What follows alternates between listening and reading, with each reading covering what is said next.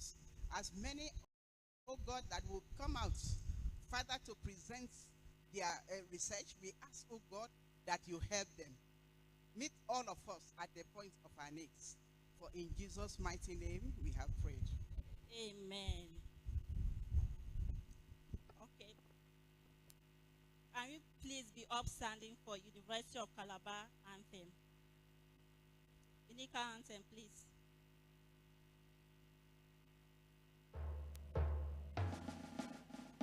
Neath the broad expanse of Nigeria's sky stands a school with a vision bright, ever holding the banner of knowledge high.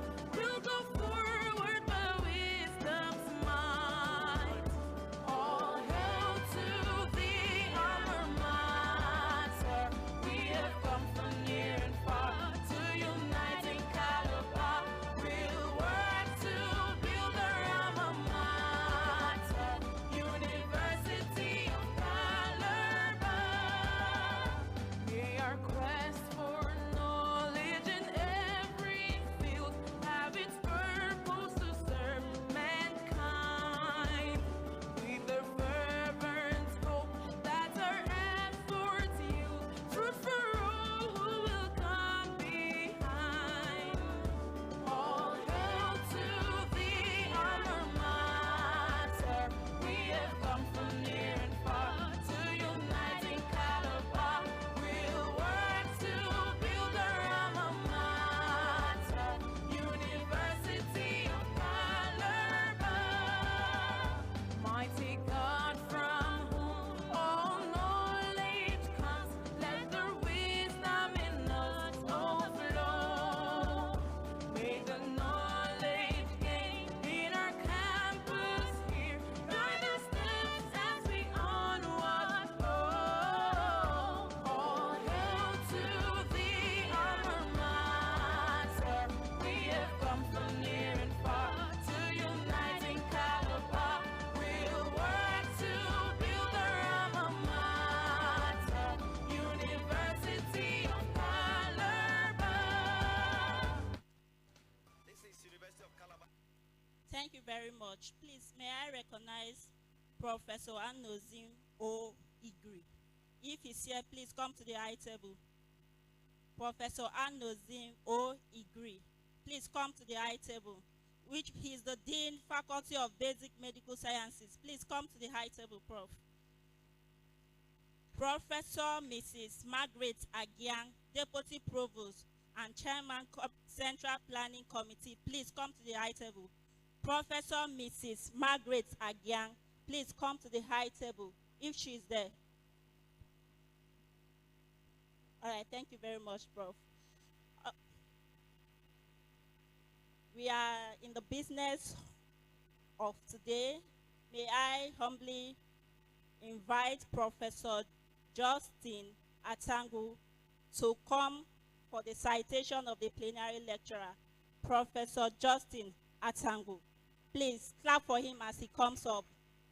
Clap, clap, clap, clap. You're welcome, Prof. Clap for him as he comes to the podium. The Provost of the College of Medical Sciences and distinguished Dean that I've worked with for close to 4 years now. The plenary lecturer, too, for this occasion, a brother with us here on the high table, distinguished professors, ladies and gentlemen.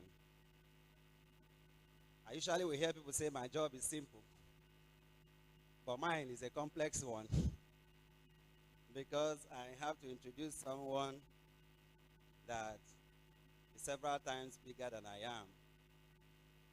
I will just try. Thank God they said it's a brief citation. So, when you have a job that you can do for 3-4 hours, and you're asked to do it in 10 minutes, it's actually a complex job, but I will try. I've been around for about 19 years in the university system. I've listened to several citations. I've also listened to several CVs, normally in functions like this. And my analysis is that generally, all citations belong to three categories. You are either listening to a citation of a core academic or a citation of a political academic. Or you have a citation of what I call a rounded academic, where you have a rare class of people who combine both core academics and politics.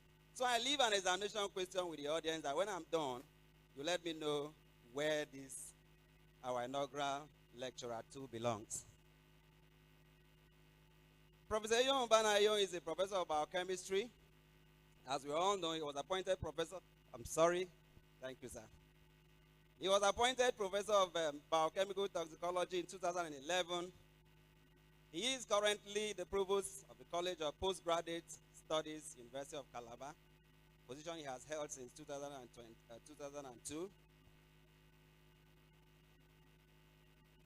Professor has held many other administrative positions within the University of Calabar. He has served as examination officer in the department, secretary, departmental academic board, secretary, departmental postgraduate committee. He has been the head of department of biochemistry. He has chaired the graduate school resource development unit. He has also chaired University of Calabar post-UTME committee. He has also served as the chairman of several university ad hoc committees and members of several others I cannot begin to mention here.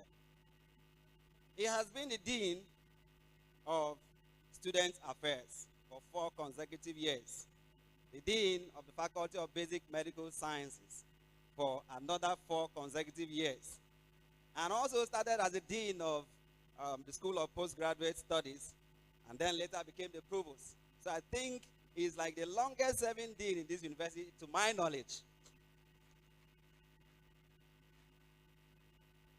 He is a member of the University of Calabar Senate, or was elected to represent Convocation in University of Calabar Governing Council, member of Havila University Governing Council, a consultant to several multinational organizations.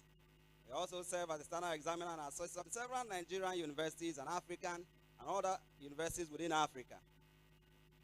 Now, that's like a synopsis of all he has done in respect of community service. Let's look at the academic contributions.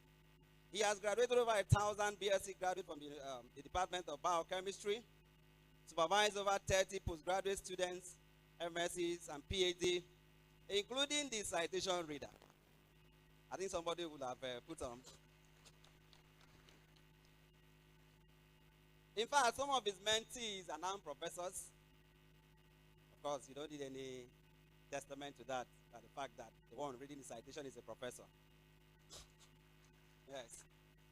Some of his students are also vice chancellors. I can give you a typical example. The current vice chancellor of Covenant University is his mentee. And several captains of industries. Professor Yon has participated in numerous international and national conferences and workshops around the world. He is very well published in over 90 scientific journal articles. No doubt, of course, if you look at the Google Scholar that ranks academics in the University of Calabar, he's among the first 10. And of course, by my rating, the youngest among the first 10. So I can tell you that he has about 2,429 citation counts, H-index of 25.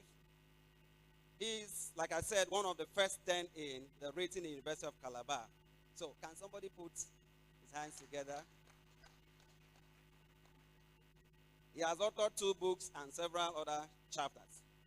He is a member of several professional organizations, including Nigerian Society of Biochemistry and Molecular Biology, Society of Basic and Clinical Toxicology, Nutrition Society of Nigeria, West African Society of Toxicology, Biotechnology Society of Nigeria, and is actually a fellow of the Nigerian Society of Biochemistry and Molecular Biology, a fellow of the Society of Basic and Clinical Toxicology Nigeria, as well as a fellow of the African Academics Network. Can we put our hands together for our lecturer? Now, beside his professional degrees in biochemistry, he has a first degree in biochemistry, graduated with a 2-1, and then has a PhD Now, maybe for this forum, I should just say this. Normally, you see some people when they write their qualification, you see BSc, you don't see MSc. After BSc, you see PhD, which means that these people were exceptional, such that they were advanced from a BSc to a PhD program. Professor Young is one of them. He holds a postgraduate diploma also in management, master's in business administration. No wonder he functions very well in administrative positions. He's a recipient of several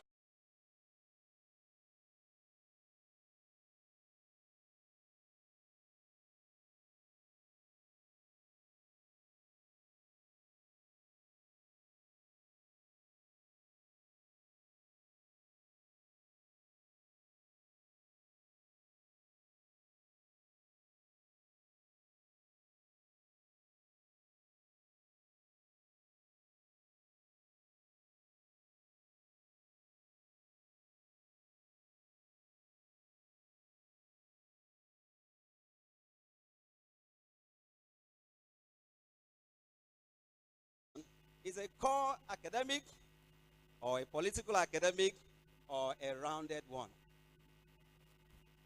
A rounded one. So please join me and let's put our hands together for my distinguished teacher, my professor, my mentor, and a maiden plenary lecturer for this occasion. Thank you, sir.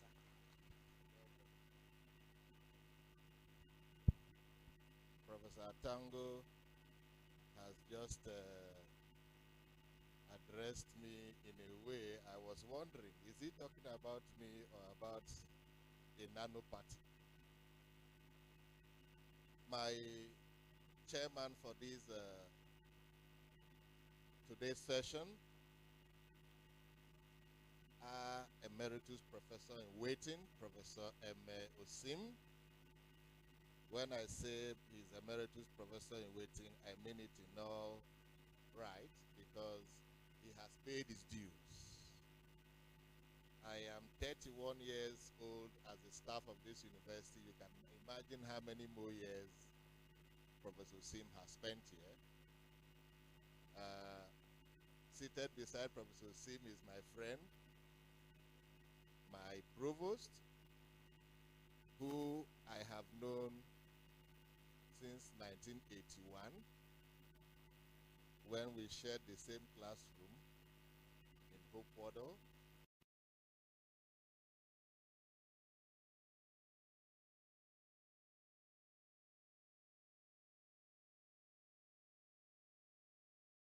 People don't know, Professor Igri, I think taught us, was it embryology, some part of embryology in second year in 1988. So he has come a long way. I can see a couple of other very senior colleagues. I see my 001 Professor Saturday, took former provost, and another very distinguished Malabite in his own right. And I'm sure very soon you will understand why Professor Saturday took is a distinguished Malabite. I can see my own girlfriend, the only one whose husband gave me permission that is approved as my girlfriend, Professor Lydia. Where is Maggie Q? Chairman of LOC. I recognize you very specially. Let me recognize every other person who is seated on the high table now that I've finished recognizing the people on the service table. Because whether you like it or not, that is the high table. Without you, these ones would fall down. In fact, I wouldn't even be here because I won't be talking to myself. So LOC Chair, thank you for this opportunity to share a few thoughts of mine. My lecture would be my plenary paper. It's on nanotechnology and nanomedicine. And I've asked, where do we stand? Nanotechnology and nanomedicine, where do we stand? While I was trying to put my thoughts together and I asked that question, where do we stand? I just reminded myself that maybe sometimes we are putting ourselves on a fast lane. Because if I remember what Abraham Maslow thought about in postulating the hierarchy of needs, I discovered that as a nation, we haven't even been able to meet the basic human needs. And so, when we begin to think of things that are far away from the basic human needs, I then say to myself, are you sure we are not on an electric train?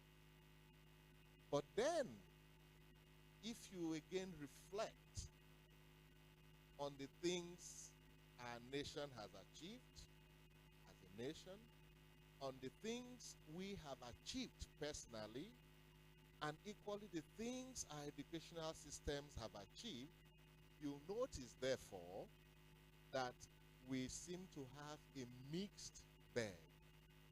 A mixed bag of triumphs and a mixed bag of failures. But does that imply that we should go to sleep? No.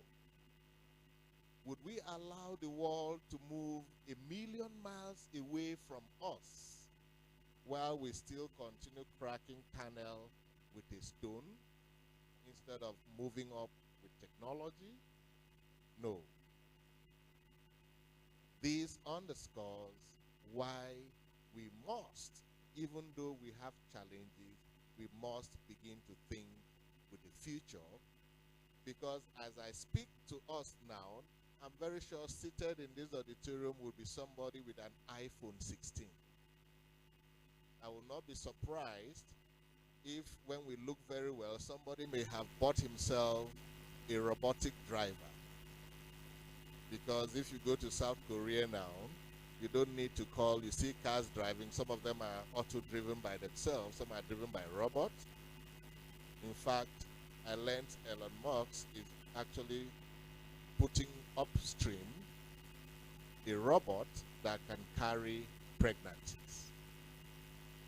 I'm sure if I tell you that, or you go to your village and say that to your grandmother, she will look at you and say, they should take you to 123 Calabar Road, that there is something happening. But that's the truth. That's the world we are in. So today we want to look at nanotechnology and nanomedicine. And we ask the question, where do we stand? Where do we go from here? If you see briefly, we've put up our introduction. The outline, we first try to talk to you about what nanotechnology actually is. We'll try to look at the brief history of nanotechnology, then examine the branches of nanotechnology, then try to bring to you the relationship or interface between nanomedicine and nanotechnology. Then briefly, we again look at the applications of nanomedicine. Again, we'll look at the pros and the cons of nanomedicine. And sometimes, like we say, the other day, when there was a rainstorm in Calabar, I think that was on Saturday, and all the lights went off. And all of a sudden, as the lightning came, everywhere would brighten up. When the lightning goes, everywhere would go dark. My 8-year-old son asked me a very intriguing question and said, Daddy, why can't we capture the lightning and produce light for ourselves? And that question, I didn't have an answer. Because I tried, even if I told him all the physics that brought lightning, and white lightning could lighten up the entire space, and the entire place becomes bright, and then when it goes off, everywhere becomes dark. became a challenge. But I found something very intriguing in his thought. Why can't we capture the lightning and provide light for ourselves forever? Do you think that would be possible? Are you sure we would not be said not to be obeying God who made day and night? Well, but that's the thought pattern of the current generation. And of course, that is the thought pattern of people who have an inventive mind, always thinking about the impossible. And if you take your minds straight up, you will wonder, where and how did the concept of nanotechnology emerge? All of us who are Bible students already know that the way God created man, he created us and said, you can do much more than me. Am I correct? Are we together? So what that means is that if we do follow him diligently, we may be able to do trillion times what he does. And I think that's where the world is going. That's where the world is going. So briefly, what do we mean by nanotechnology? I want to begin by planting the little seed. You see, the word nano is a Greek word meaning dwarf. Meaning dwarf. And so when you look at what the Englishman calls a dwarf, or what is literally translated as dwarf, it means you're looking at something in relative terms. There must be something that is huge or big, or like my French people will say grand, and there must be something that is dwarf. In our EFIC concept, we will say ikpon. Between ikpon and ekri, which one is smaller? So, if we want to translate it to EFIC, what do you call technology in EFIC? In our local dialect here? Sorry? Well, my EFIC teacher, what's her name in those days now, told us that that technology may be akin to what they call Ifon Bakara. I don't know if you understand that. White witchcraft, Ifon Bakara. So if we put all the words together, nanotechnology will mean what? Ikpon Ifon Bakara or Ekpri Ifon Bakara, isn't it? But that's when you want to interject those words literally. But the word nano, like we said, is from the Greek word dwarf. Dwarf, something small. But in nano terms, we mean something that is extremely small. Nano. And so, when we talk about nanotechnology, we are talking of what you would tend to think is small technology. No, but it is technology of extremely small particles or extremely small structures. Very, very small. And you'll be wondering, how small is nano? How small is nano? If we try to look at the metric scales and the prefixes, you notice that often at times on one spectrum, the very large end of the spectrum, we talk of giga, we talk of mega, then we talk of kilo. Are you with me?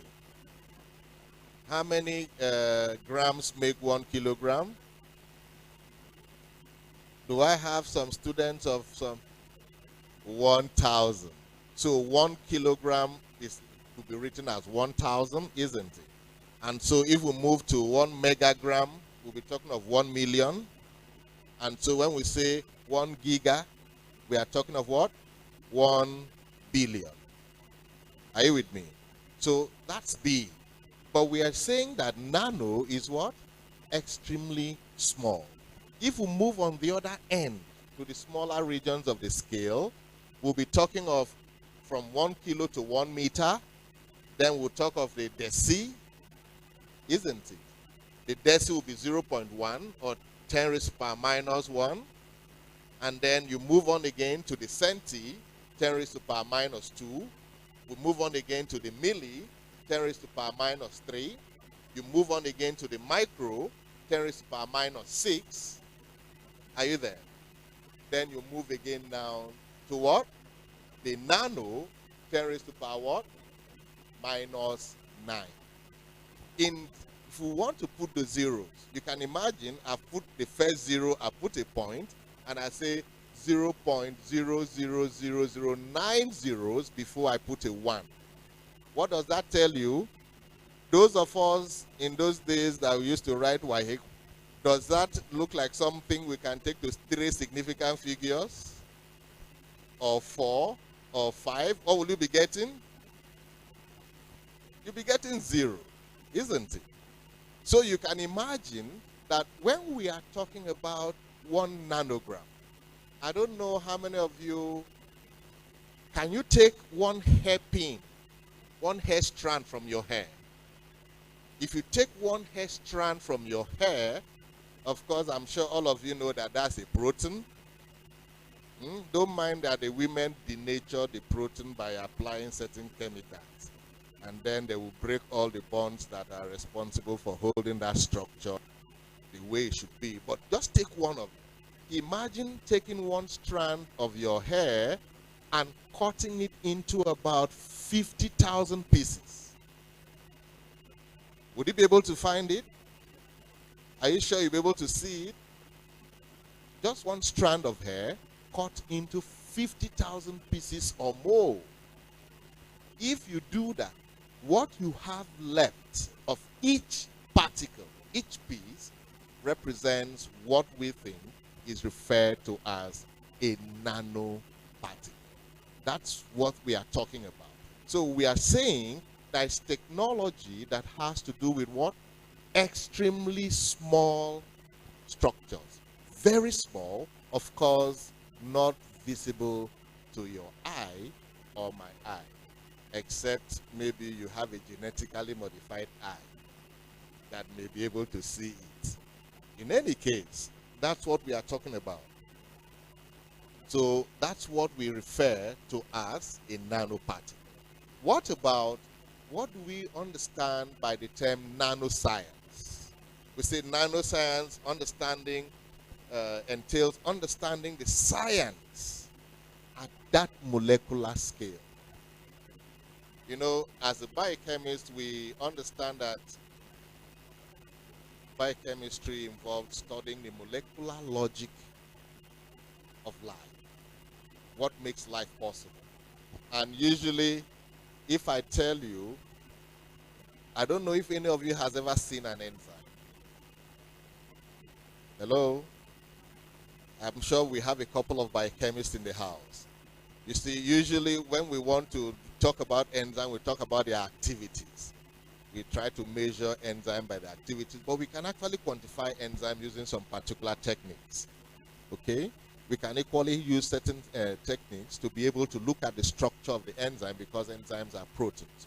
But again, you see, at that level, even though you can't see it, it's like you eating bread. When you take 1 piece of yam and put in your mouth or bread and you chew it continually, all of a sudden you begin to feel some sweetness, which we say is as a result of the salivary action of ptyalin, which is found in your buccal cavity in that secretion, and is breaking down the sugar or breaking down the polysaccharide to give you the sugar, and you begin to feel the sugar. You see, you don't see this. You can't even see it, but it is there. And we are saying that the enzyme is large compared to the nanoparticle. So you begin to visualize where you're talking about. And we are saying that we are talking about studying phenomena that are not visible to the eye. Phenomena at that nano level.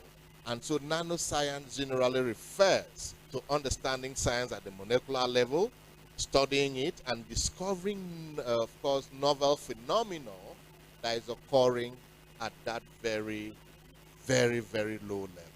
So we'll go on to say that, you see, when we look at what makes this interesting, why are we even interested to look at things at the nanoscale? The matter is very, very simple. The matter is very simple. You see, when you begin to look at things at the nanoscale, by the time, I want to give you an example now. If I take, let's say I take one seed of beans. You see how hard that bean seed is? And I decide to crush the bean, that bean seed, you have particles. How many of you have gone through the process of making moi moi before? You eat moi moi, but you don't know how it is made. You have to crush it. You have to blend it. You see, when you finish blending it, you blend it until it becomes as if it's a fine powder, isn't it? By the time you add water and you mix it, it turns as if it's a slurry, isn't it? Within that slurry, you're thinking that the particles are fine. But I tell you, the particle we call a nanoparticle is so fine that it cannot even sit on a pin. You know how a pin is. If you put it up there, it will stay, but you cannot see. And what that tells you is this. It's like making it naked. When any entity is as fine as that, you see all the barriers have been broken. So the reactivity will be maximum. The property maximum is interaction very maximally. So you notice that any entity that has been reduced to a nanoscale overtly can exert so much effect. And if I have, for instance, a medicament that is in that way, will you be thinking it's in about its purest form? Yes. Are you with me? So you notice that when things are at that level, then they are in almost their purest form and they have the greatest impact. And that's why we say that the science of nanotechnology seeks to miniaturize everything. And when it miniaturizes everything, whether be it a device, whether be it a drug, whether be it an application, it miniaturizes it, and intendantly you have things that have higher efficiency, you have their capacity and functionality higher, and again, you will save energy. So that's actually the rationale behind what is happening. So nanotechnology just has to do with controlled manipulations of size and shapes of materials at the nanoscale to produce devices and systems which have very novel and superior characteristics or properties. That's what we are trying to say. And so what do we do now? Nanotechnology, of course, would give rise to a whole lot of things, new products with very, very diverse characteristics and applications can be synthesized. In fact, the U.S. National Nanotechnology Initiative defines nanotechnology as a field involving research and technology development at the atomic, molecular, and macromolecular levels. Of course, we are talking about things between 1 and down, not greater than 100 nanometer range, but lower than that. Like I told you, the nanoscale really is talking about 1 × 10⁻⁹, which is, of course, almost infinitesimal. And then you notice that if we are actually looking at that, the world just says that nanotechnology is limitless in its applications. If you look at, I think my second figure there is a scale talking about where we are currently and where nanotechnology actually is. So we are asking what actually happens to materials in the nanoscale. We say their properties and functionalities usually will change, and those things change very efficiently. And again, you wonder why when they change. And there's a very usual common example we try to give when we are talking about a change in bulk. You notice that if there's a lady beside you, if you look at their earrings, you may find something that is that color is yellowish orange. Are you looking? If the lady doesn't have that earring, ask whether she is a member of Assemblies of God. But just check, you see something yellowish orange. It may not be real gold, but it's pseudo gold. But I know Professor Etuk has seen the real gold, the yellowish orange one. I won't tell you how he has seen it, but I know he has seen it. But you notice this. You see, that gold you're seeing there is yellowish orange because of its size. The same gold, when you reduce that gold to a gold particle, when you reduce that gold to a gold particle, the color is no longer yellowish. The color will be green. When you reduce it to about 100 nanometers, you'll notice that the color changes to green. When you reduce it further to about 50 nanometers, the color changes to red or ruby. I don't know if you get what we mean. What does that tell you? That as the size changes, the property changes. The optical properties will change, the magnetic properties will change, the chemical reactivity would equally change. That's what we are saying. That miniaturization, which is what the nanotechnology issue is all about, brings about a change in property, a change in capacity, a change in functionality of all of these molecules. And that's really what is happening. So you notice that when these changes occur,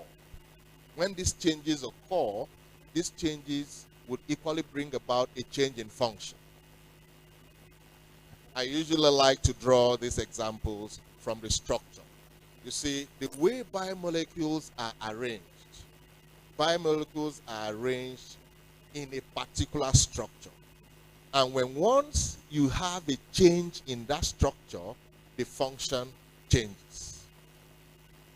When the function changes, the function may be changing for good, or it may be changing for bad. And when it changes for good, it's efficiency. When it changes for bad, is what? Is it deterioration? Definitely. When it changes for bad, it begins to deteriorate. But you see, the idea, don't be fooled. The nanotechnology can change something either for good or it can change it for bad. We'll talk about that when we begin to talk about the cons associated with this. But let's say, where did this nanotechnology come from? You know, the science of nanotechnology, actually all of you would have heard, I'm sure some of our students would have heard about Richard Feynman, as we used to call him. Richard Feynman is actually, although Kim Eric Drexler is regarded as the father of nanotechnology, but the real great-grandfather of nanotechnology is Richard Feynman, the Nobel laureate physicist, who presented one very powerful paper at the California Technology University in 1959 and came up with the adage that there is plenty of room at the bottom. I think what we normally hear is that there's plenty of room at the top. In 1959, Richard Feynman said there's plenty of room at the bottom, and that there is no way we cannot do anything we want to do at the bottom. I don't know if you know the bottom. Has any of you ever gone to the barracks? Okay, I'm sure everybody who is here must have gone to the NYSC camp at one point. When they blow that bugle, what happens? When they blow the bugle, pum pum pum pum pum pum pum pum pum pum pum. What do? You must wake up and run out and wear your kit and be on the field. And immediately you're in the field, those young men, when you come late, they tell you to frog jump. You come early, they tell you to run. You come to in between, they tell you to either go and turn bow 50 times. So no matter what you do, there is a problem. You must face a certain consequence. And I think Feynman had this type of ideology, saying that it is possible to arrange things at the bottom anyhow. And everybody was looking at him.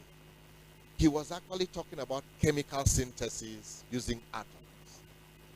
And he said you could arrange these atoms and manipulate them mechanically. Just like those soldiers who manipulate us in those days, that way, that way, that way. In the end, we will still be intact, isn't it? Just like we are still intact up till today. That's what Feynman was trying to propose at the American Physical Society meeting in the California Technical University. And that principle of maneuvering, changing things, maneuvering them mechanically. In fact, the very first, what they call the approach of synthesizing nanoparticles talks about grinding. That's why I many a times I get excited, because our very great-grandparents were employing a lot of techniques. And I think they were wrong when they thought that technology was something of the Caucasians. They were actually technologically very advanced, because grinding, crushing, which we are here now talking about with respect to nano preparation, is actually an age-long thing. And we even had a very good ways of doing it, using stones and all of that. And Feynman actually said something. I don't know when you grew up. Now all of these people here, you have the Google. Anything you want to do, you ask Google. In those days, anything we wanted to do, if your father went to standard something, you had one big cupboard in the house filled with encyclopedias, most commonly Encyclopedia Britannica, volume 1 to 20 as it were. And anything you needed, you went to one encyclopedia and pulled it out and began to search. And so Feynman was thinking that instead of having all these volumes of books, can't we compress all the encyclopedias and make it to stay on the head of a pin? And everybody will be wondering, what was this guy saying?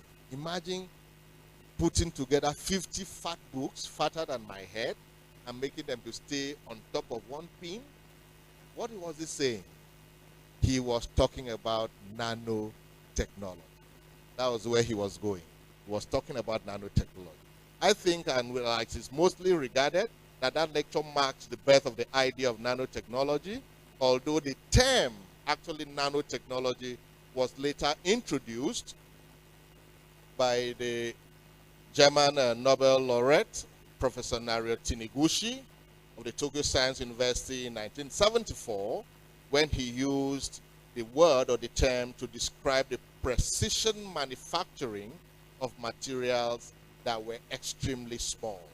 Again, you will notice between 1959 and 1974, that gives a gap of about 15 years. And that tells us that within that period, even after the proposition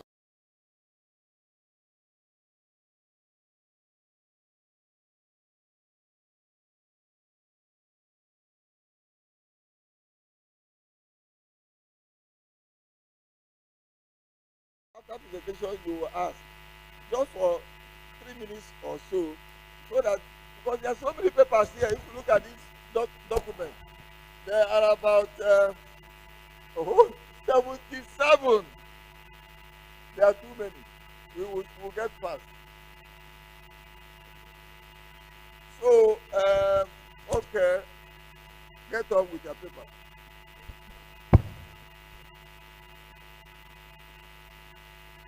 Social media engagement and demographic factors. Over to you. It's on. Thank you, Mr. Chairman. Professor Colleagues. Akutuzo. Obaje Godwin Sunday is my name, from the Department of Anatomy, Faculty of Basic Medical Sciences, Alex Ekwueme Federal University, Ebonyi State, Nigeria. Adolescents and adults have been engaging social media according to a work of Shapiro in 2014. There are psychological implications, both positively and negatively, in relation to social media. Panayotu in 2023 have also documented that there are specific factors that relate to social media, especially age, sex, and number of hours spent. Statement of this problem has to do with the fact that we are seeing it in the department and the Faculty of Basic Medical Sciences, the rate at which social media by physical presentations has related to, in relation to results of our students. Justification. This study is to address the knowledge gap between what is already established and what we stand to gain from this study. The aim of the study is actually to investigate the relationship between the age, sex, social media usage patterns, and its behavioral relationship to the students in the university. The objectives are examine the social media usage in relation to sex, age, and preferences. The scope is actually within the students on campus that are studying in the 2023-2024 academic session. The research hypothesis is to predict social media in relation to age, gender prediction to social media, and preferences to age-sex relation.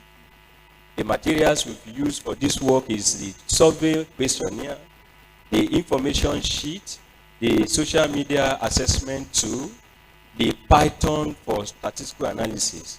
The methodology involved in this work has to do with the work of cross-sectional survey design. The participants are adults, adolescents. The sampling technique is random. The data collection will also apply online survey collection to get their demographics. The descriptive statistics apply descriptive, the data analysis apply descriptive statistics where we described their relationship based on applications. We also apply chi-square to understand the categorical data analysis. We apply correlation to investigate age-sex relationship in social media platforms. Then we also go further to look at what point does prediction occur and presenting their models. Again, we look at the demographics. So let me go to results. My results shows that the first table shows the demographics, where we have the number of males of 127 participants, which is at 42.3%. The number of females, 173. And the age bracket is student averagely at 21.02 plus or minus 2.24. The behavioral patterns of this survey has to do with at what point do you mostly use social media for, one, keeping in touch with friends. Keeping in touch with friends has been consistent in choosing the variables in relations to timing. And it has shown in this table that 99 subjects used the social media at that present time to keep in touch with their parents, they follow news, entertainment. The other one that is of great importance has to do with the one that has to do with entertainment. We discovered that a larger portion of these students are using the social media at just about 6 of them, about 2%, only for something that has to do with research. Most of their responses have to do with the fact that the application of social media was in relation to the preferences as I proceed to the next table. They also have the number of hours spent on social media, averagely about 7.94, that is about 7 hours spent. Then the time of use at night, 170 of our students were online, that is about 56.7%. Daytime, 130 of them were online, about 43%. So we use the Python clock board to look at what point with the future, with each of their variable feature to be important in relation to the time of use, the gender, age, and the hours spent. And we discovered that at 0.645%, which is the predictive model, has presented them to spend more time in social media, especially at night, than the daytime. The social media preference, we also have seen that in this study, our students, about 35.7% of them, have used WhatsApp as their platform.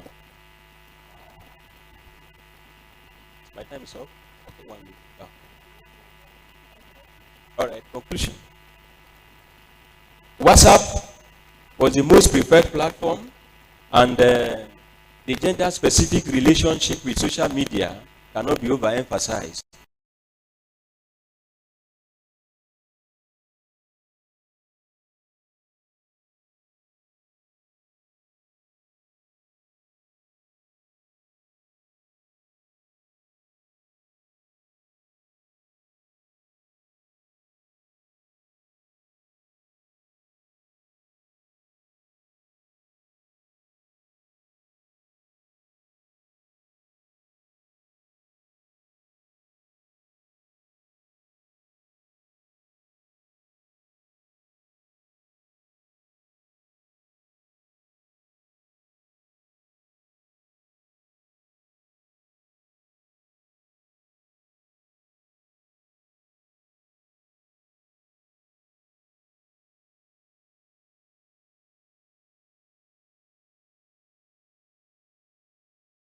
It's also multidisciplinary.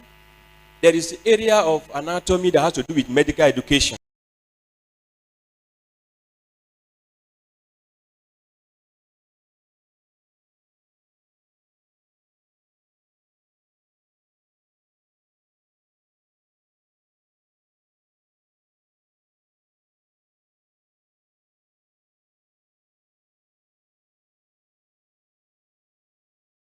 It's also multidisciplinary.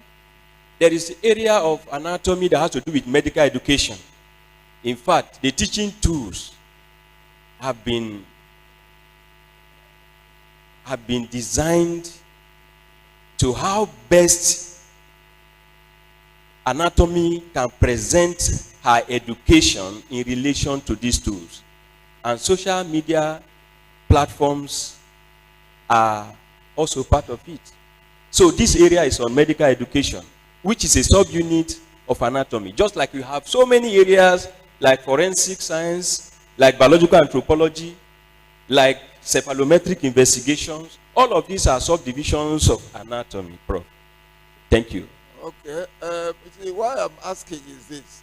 If you are going to be a professor of anatomy and you begin to get your papers together for external assessment, you will see some of these assessors question your focus vis-a-vis where you are your department. If you are seeing papers in education, and very little of anatomy, you may be may have a problem.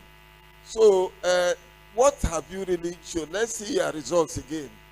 Thank you, Prof. What have you found? What have you found? Let me see it again. Can we see it again?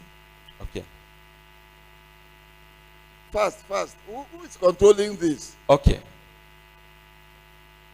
Results, please. Thank you. What has the presenter found? Result, please. Go to table 3. Yes. Table 3. Tell us your conclusion. Give us conclusion. Okay. WhatsApp was the most preferred platform, and gender was a significant predictor of social media behaviors. Look at it here. Okay. Here, WhatsApp was one of the most preferred platforms. That is table 2, please. Table 2. Table 2. Yes. Sorry, table 2. Table 2.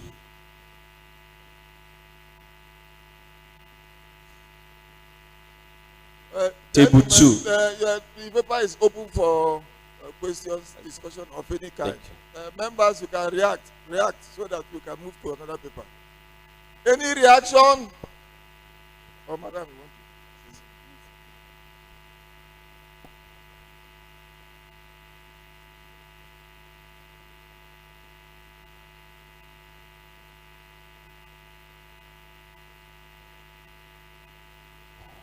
Co-chair says we can ask questions when all of the presenters have finished for the day. It's okay. Is that accepted? Okay, good. Thank you. Next presenter. Thank you for coming all the way from Abakaliki. Thank you. I didn't know that we are so far reaching. Well done. All the way from Ebonyi State. Thank you, Prof. Okay. Prof, can I say something, sir? Say something. Thank you very much. Thank you for the opportunity. Yes. I saw this advert on social media, I see. and then I sent my paper, and I'm here now. Yes. So I'm happy. This is my first time coming to Calabar. I used to hear Calabar, Okay. Unical. Okay. I'm a product of Ahmadu Bello University, Zaria, Okay. and I'm happy to be here, Prof. Okay. Thank you for the opportunity given me. You're Thank welcome. you. You're welcome. Okay. Next. Okay, so next is Good afternoon, everybody. I'm presenting on determinants of gender-based violence against men and its implications on well-being in Calabar Municipality. I'm Egba Pauline Oshama. Gender-based violence against men encompasses acts of physical, emotional, sexual violence directed at individuals based on gender. Historically, gender-based violence has been associated primarily with violence against women and girls. However, gender-based violence against men exists but often goes underreported. Statement of the problem. Data reveals that women, 23% of women and 14% of men aged 15 to 49 in Nigeria experience physical violence since age 15, with the highest prevalence among 15 to 24 age group. Masculinity norms discourage men from disclosing violent experience, perpetuating silence and invisibility around gender-based violence against men.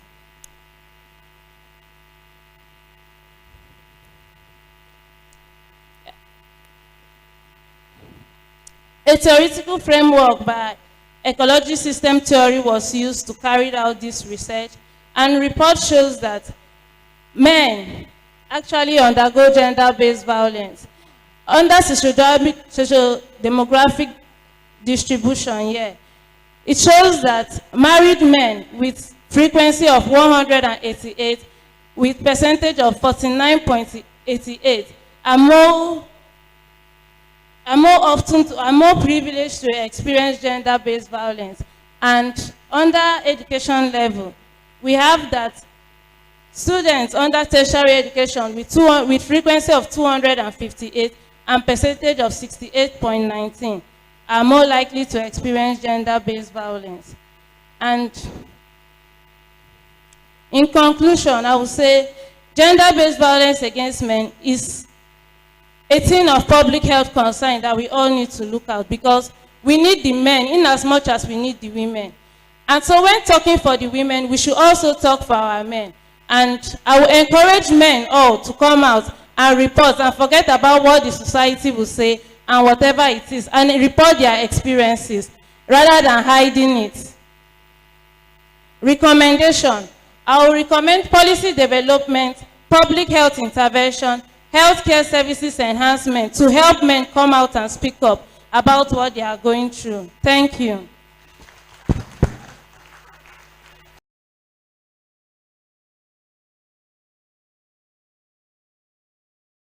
I'm here to talk on innovative approach to radiation protection practice in radiography, feasibility and the adoption of the next generation technology in South Nigeria. So please go to the 5th slide. Okay, radiologists, surgeons, and radiographers present here are familiar with the radiation protection devices. We've seen the lead apron, and you can attest to the fact that this lead apron is quite heavy. And when worn for longer periods of time, maybe during surgery or special examinations, can cause fatigue or musculoskeletal pain. The 7th slide, please. So we have a radiographer struggling to wear the lead apron. The 7th slide, please. The 7th slide. Okay, so we have a picture of the radiographer struggling to wear the lead apron because of how heavy it is.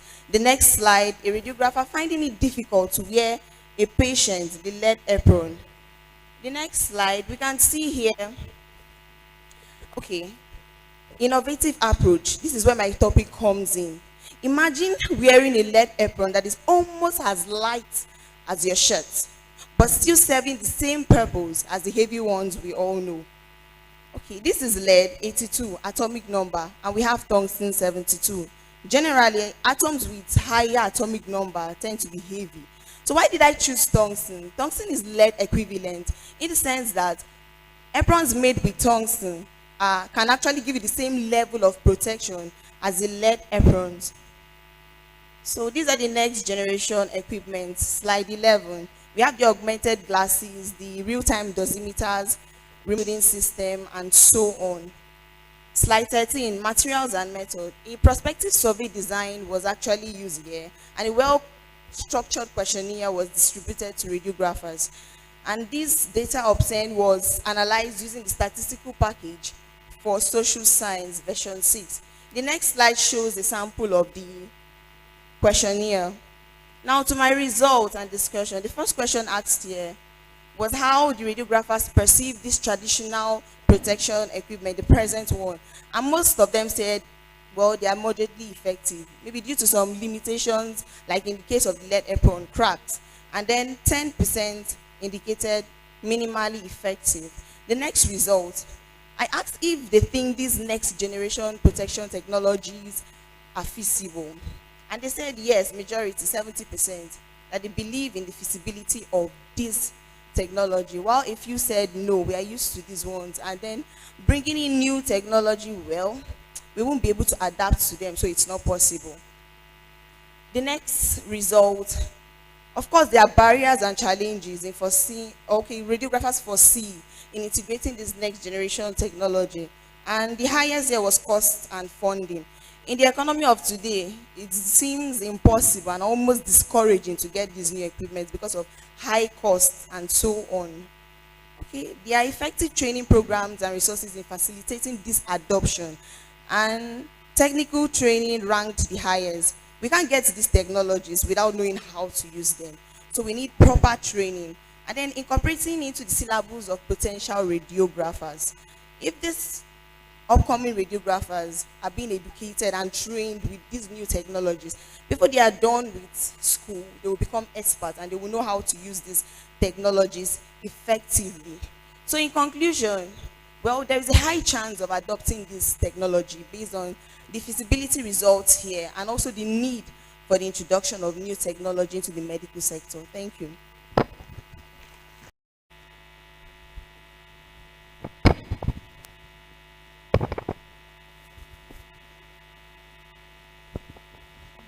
Good afternoon, everyone. I stand on the existing protocol. I'm here to present our research on antimicrobial resistance profiles and phylogenetic analysis of clinical and environmental gram-negative bacterial isolates in Calabar. Gram-negative bacteria are those bacteria that do not retain the primary stain, as the crystal violet in the gram staining reaction. And these gram-negative bacteria are found virtually everywhere, both in the clinical setting and in the environment.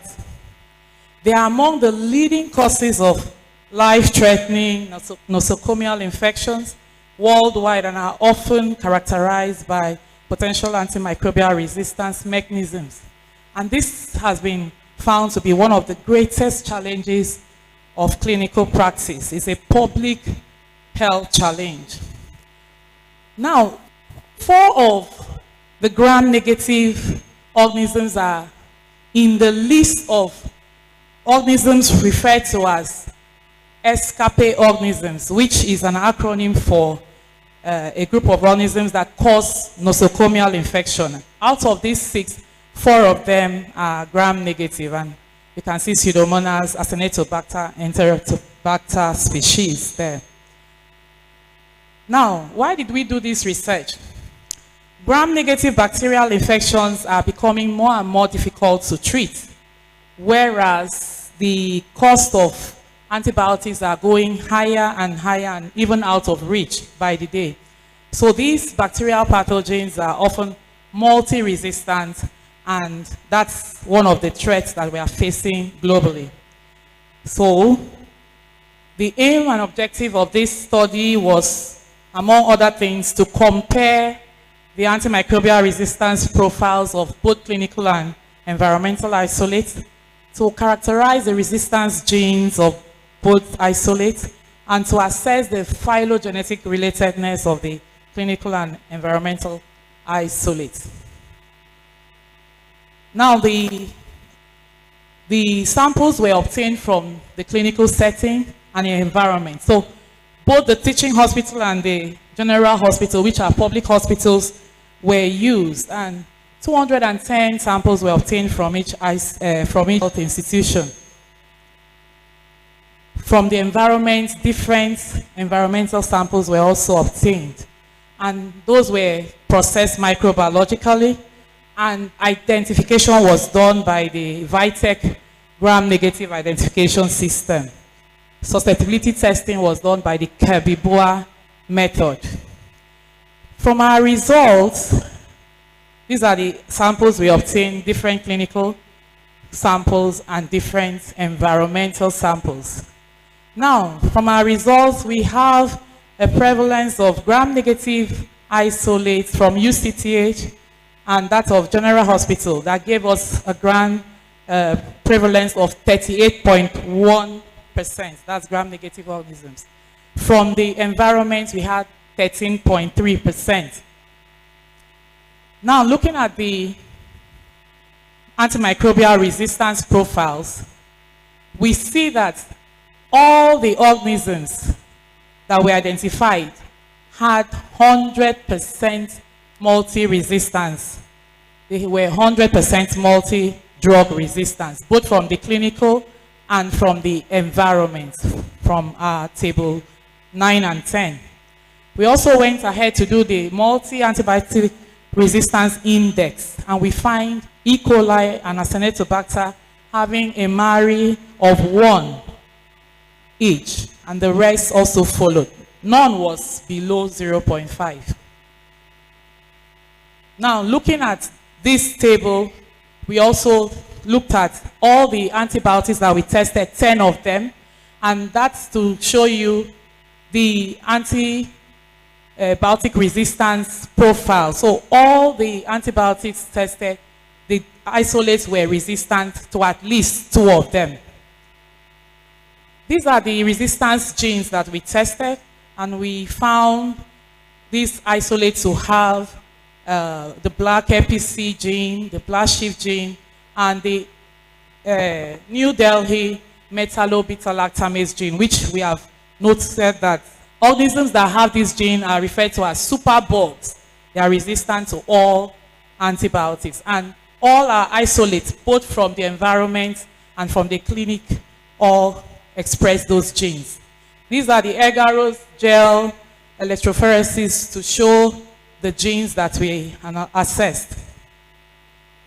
And that's the phylogenetic tree showing 100% relatedness of all the isolates. They were similar. From their 16S rRNA, there is 100% similarity between each of the species tested.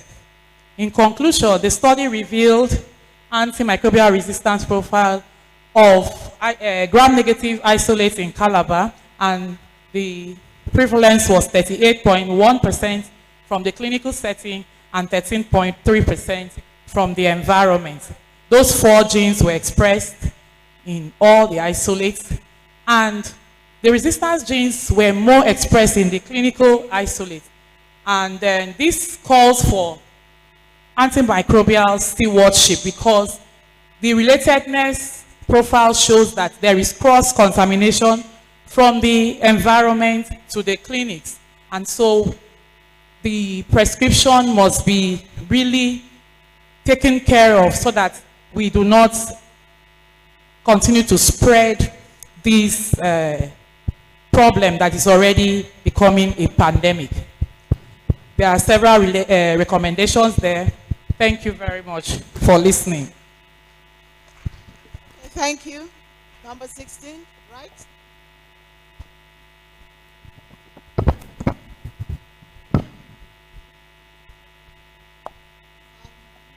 Associated opsoclonus myoclonus ataxia syndrome in Calabar, a case report.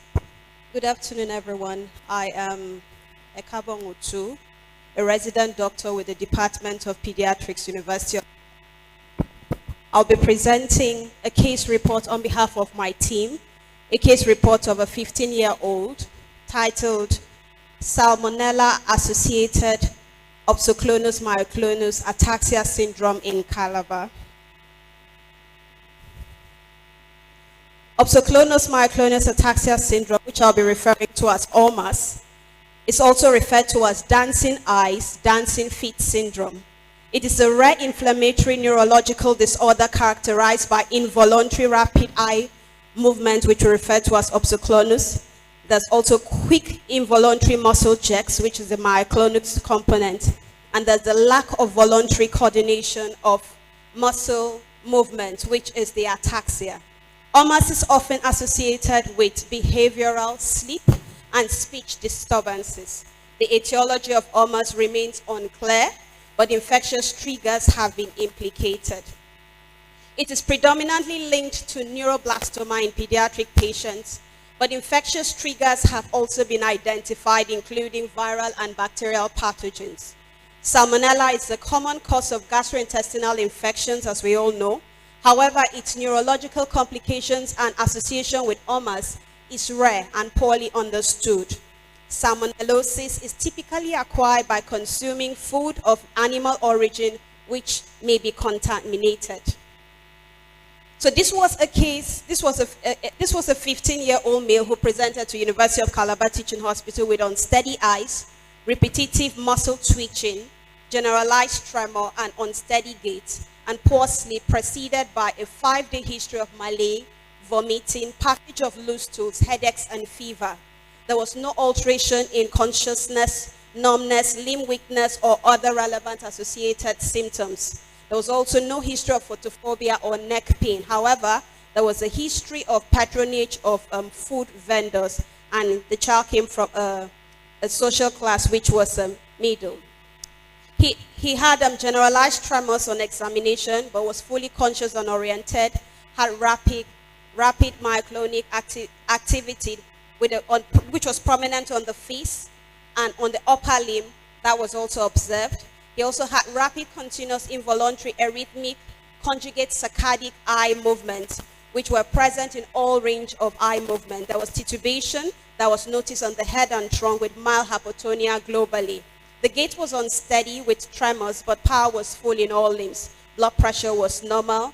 The rest of the systemic examination was equally normal. So a working diagnosis of OMAS of unexplained etiology to rule out cerebralitis and viral encephalitis was made.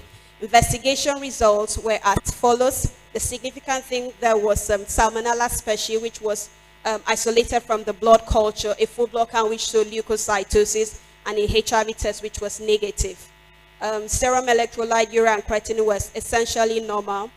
The Salmonella typhi was sensitive to ciprofloxacin and ceftriaxone. The Widal test, the titer was 1/160 and 1/360.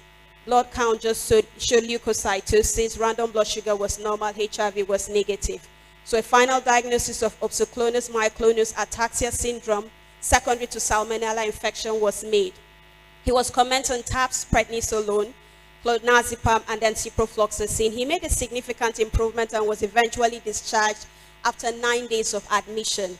The Salmonella typhi titer levels checked after 2 weeks follow-up was still high. However, the symptoms of unsteady gait and residual tremors progressively resolved over 6 weeks, and patient had remained stable. OMAS is an inflammatory neurological disorder which has equally been recognized as a part of paraneoplastic syndrome. It is an extremely rare condition. Permit me to skip this. The manifestation were as stated earlier. There's also cerebellar ataxia presenting as either or both truncal and appendicular. Additional features were noted which our patient had. So the diagnosis is basically clinical, and the diagnosis is based on the presence of any three of the four of the following: neuroblastoma, opsoclonus, which our patient had, myoclonus, ataxia, and behavioral or sleep disturbance. Our patient satisfied 3 of the 4 criteria for OMAS diagnosis. The laboratory test can be carried out in some cases to detect some antibodies which are anti-WHO.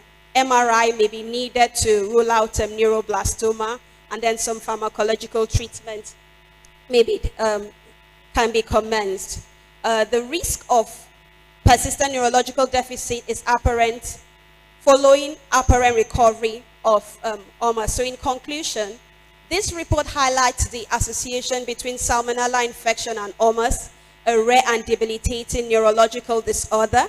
This suggests that Salmonella should be considered a potential trigger for OMAS, particularly in the pediatric age group. A high index of suspicion, prompt diagnosis, and appropriate treatment may improve outcomes and reduce the risk of long-term neurological sequelae. Thank you very much. Okay, so thank you very much. Number 17, are you here? Egonu. We have number 15, number 17. Are you here? Please respond. Let's know you are here. Which number are you? Which number are you? 15, she's 15.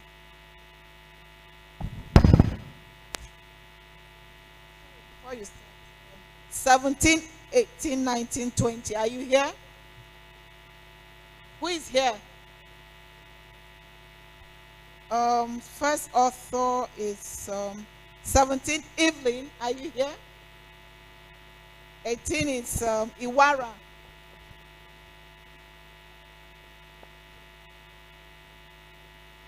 Okay, 19 is virtual. 17 is virtual. 18 and 20, are you here? 20 is Inyang Asibong. Are you here? Okay. Our presenters are not here. Media, the virtual presenters, are they available?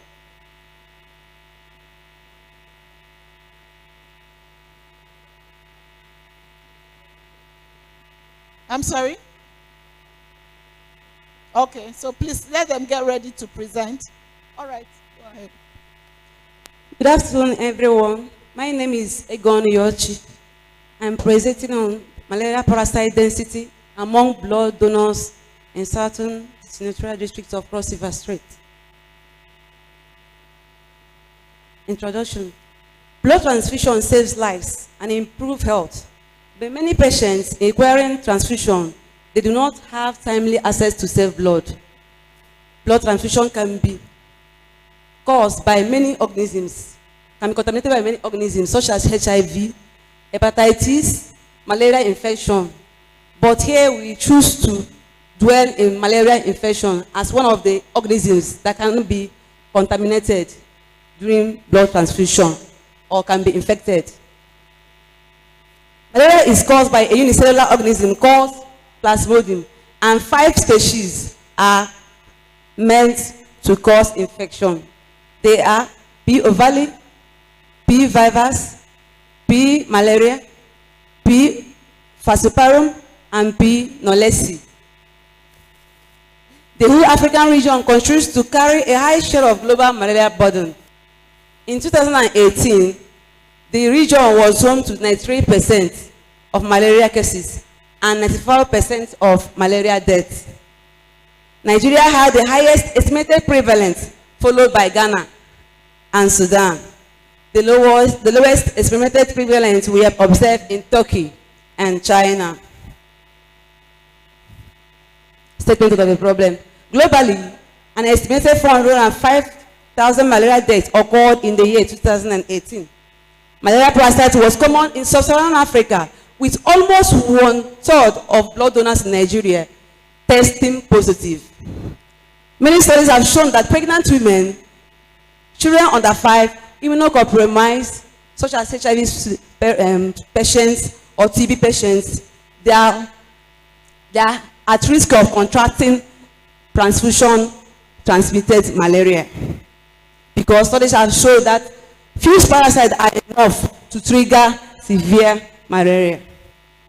The World Health Organization recommends that all malaria endemic countries should screen donors' blood before malaria parasites prior to blood donation. In Cross River State, emphasis is often placed on HIV infection, hepatitis B and C, syphilis infection, while paying little or no attention to transfusion-transmitted malaria.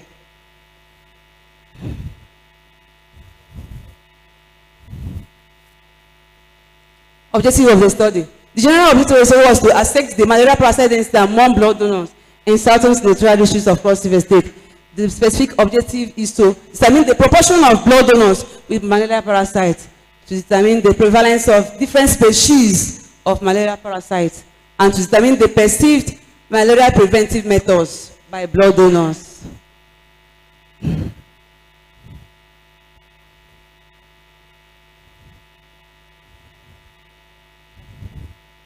Research hypothesis. There is no statistically significant difference in the mean parasite density of blood donors with malaria parasites. Some partnerships for resilience, collaborative approaches to health manpower development. I'm sorry, we were trying to copy it and send, but since we don't have time. Partnership, what is it all about? Partnership is a criterion for collaborative relationship among multiple organizations, which try to prevent risk and brings about benefit.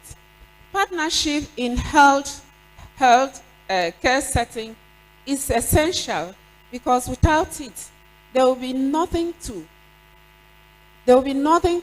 ensure that the patients are benefiting from the care that will be given. Partnership is essential because it strengthens the manpower of the health facilities, and it also avoids risk. Resilience is all about adapting or ensuring that the risk that is expected to come is already, taken care of ahead. Resilience is all about ensuring that the frontline healthcare workers' manpower development is ensured. How do we ensure it? This today, in our JAPA syndrome, every person you train is not being trained to remain. but is being trained to go out. But how do we then ensure that those who are staying back will give the best? Will we all go out? Even if we go out, who will remain behind to take care of others? So the essence of this presentation is to show that man or the leaders of the healthcare system are aware of what should be done and how it should be done, and ensure that they train those who are supposed to give care, whether in the school, who are training the trainers, or in the hospital setting. Yesterday, so much was said about collaboration and partnership, so I won't dwell on it too much.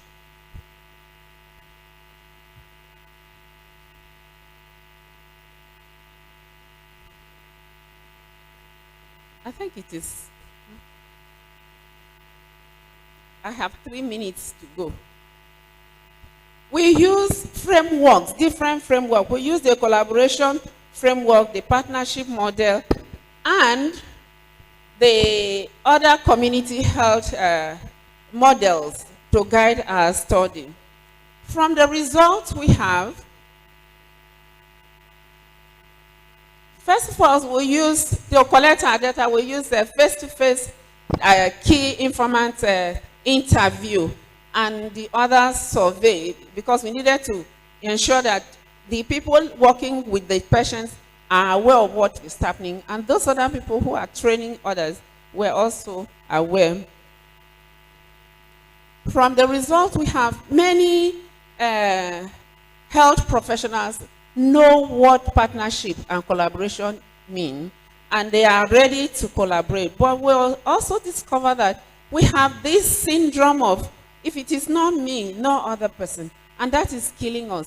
It was also discovered that there were no materials for people to work with, because if you do not have what to use in working, you cannot do anything.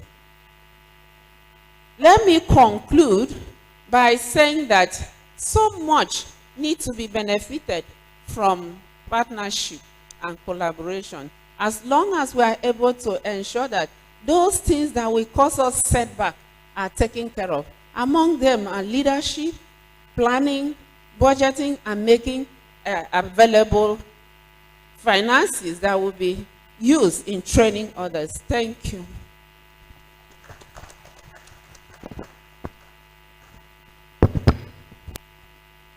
Thank you very much. The next speaker should be up. The next speaker is not even the one.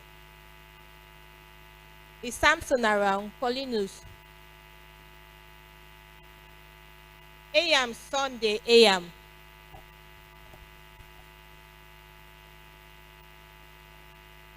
Ayam, are you here? Who is? Mfoni, so are you here? Please come up. Please put up her slide. Mfoni, so.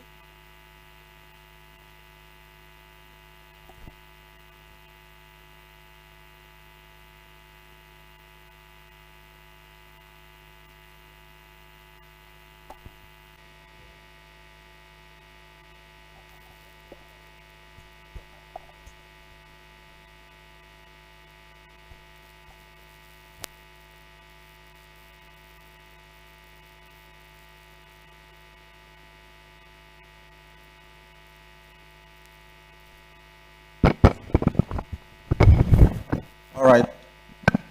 I'm Joseph Ajaifut, the principal investigator for this study. The chairman for this section, please permit me to stand on existing protocol. The title for this study is Prevalence and Risk Factors Associated with Overweight and Obesity among Civil Servants in the Southern Senatorial District of Cross River State, Nigeria. Problem statement. Overweight and obesity are the 5th leading risks of global death, with at least 2.8 million adults deaths each year from complications of overweight and obesity. In 2016, more than 1.9 billion adults 18 years and older were overweight. Of these, over 650 million were obese. 39% of adults aged 18 and older were overweight. Globally, overweight and obesity have reached epidemic proportion. In Nigeria, the prevalence of obesity ranges from 8.1 to 22.2%. The objective of the study was to determine the prevalence and risk factors associated with overweight and obesity among civil servants in the Southern Senatorial District. The specific objectives were to determine the prevalence of overweight and obesity, to determine the perceived risk factors of overweight and obesity, to assess the perceived preventive measures of overweight and obesity. The study area was conducted in Southern. Study population were civil servants aged 18 to 60 years. The study design was a cross-sectional descriptive studies design with quantitative approach. The sampling procedures, a multi-stage sampling technique was used to select 420 respondents. Stage 1 was a selection of ministries, selection of departments, and selection of respondents. Instruments for data collection were stadiometer, digital weighing balance, and semi-structured questionnaire. Method of data analysis: data was analyzed using Microsoft Excel 2007 and XPSS version 20. The mean and standard deviation were used for continuous variables. Chi-square was used for categorical variable. Result: the prevalence of overweight and obesity, as you can see in the pictorial representation, shows that overweight was 34%, obesity was 22.6%, normal weight was 41%, underweight was 2.4%. Association of socio-demographic status with BMI of respondents. From the table, it is clearly shown that age was statistically significant, as it was less than 0.05, and the income level was also statistically significant. The prevalence of overweight by sex, rather by age, we can see from the pictorial representation that those aged 32 to 45 years, we had 44.3% within that age range, and that was, of course, the highest. And this implies that obesity increases with increase in age. Prevalence of overweight and obesity by sex. The picture clearly shows that female, 35.6%, had the highest. And of course, for overweight and obesity was 20.9%. This shows, the table shows the association of overweight and social demographic characteristics of participants. From that table, we can see that age was statistically significant. All other variables were not statistically significant.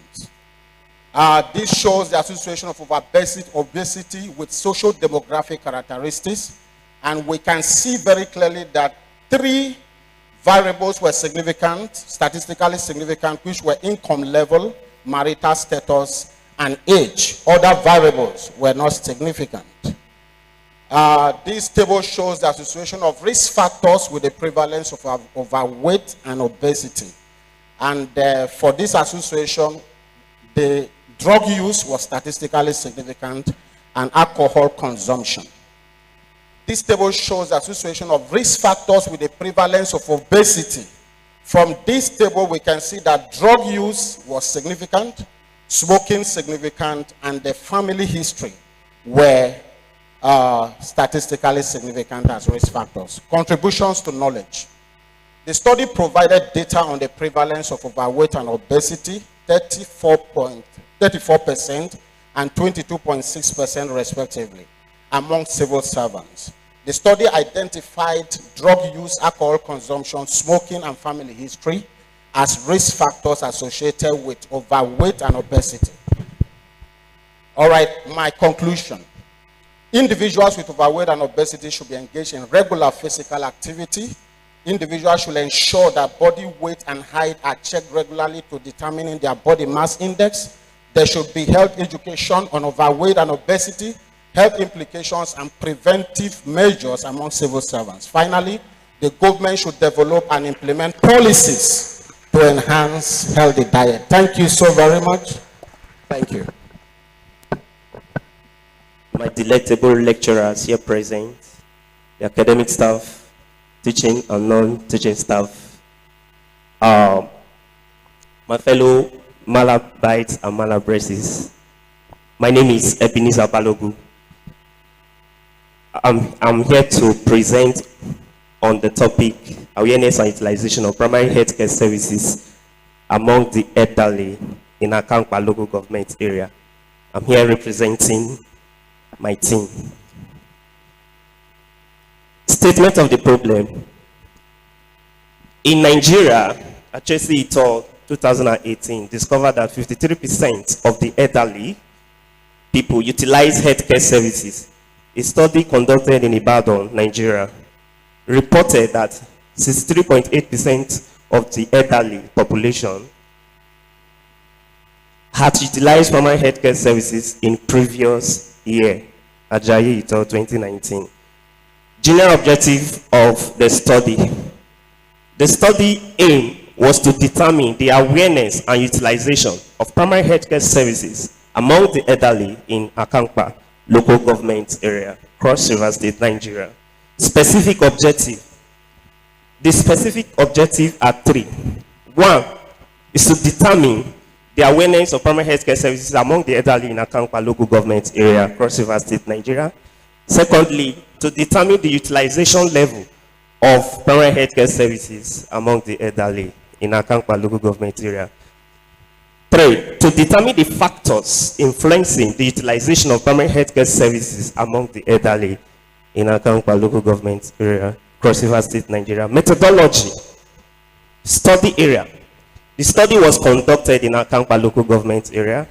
Study design was a community-based cross-sectional descriptive study using qualitative approach of data collection to determine the awareness and utilization of primary healthcare services among the elderly.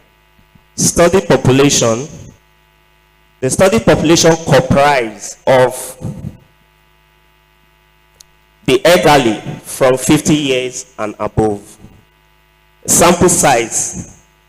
The sample size for the study was 376, and this was achieved using Cochrane formula 2004. Sampling procedure. A multi-stage sampling procedure was used to select respondents for this study, and it involves 4 stages. Number 1, selection of wards. Secondly, selection of community, selection of household, and selection of respondent. Because of time, I will go straight to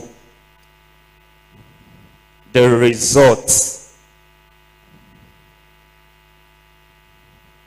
Okay, from the study, we discovered that the awareness rate of primary healthcare services among the elderly in Akankpa local government area, Cross River State, was high.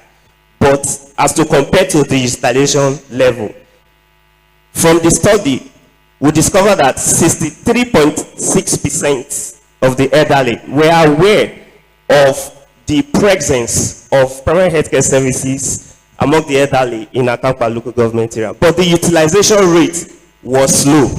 Reason being that there are some factors that were responsible for that.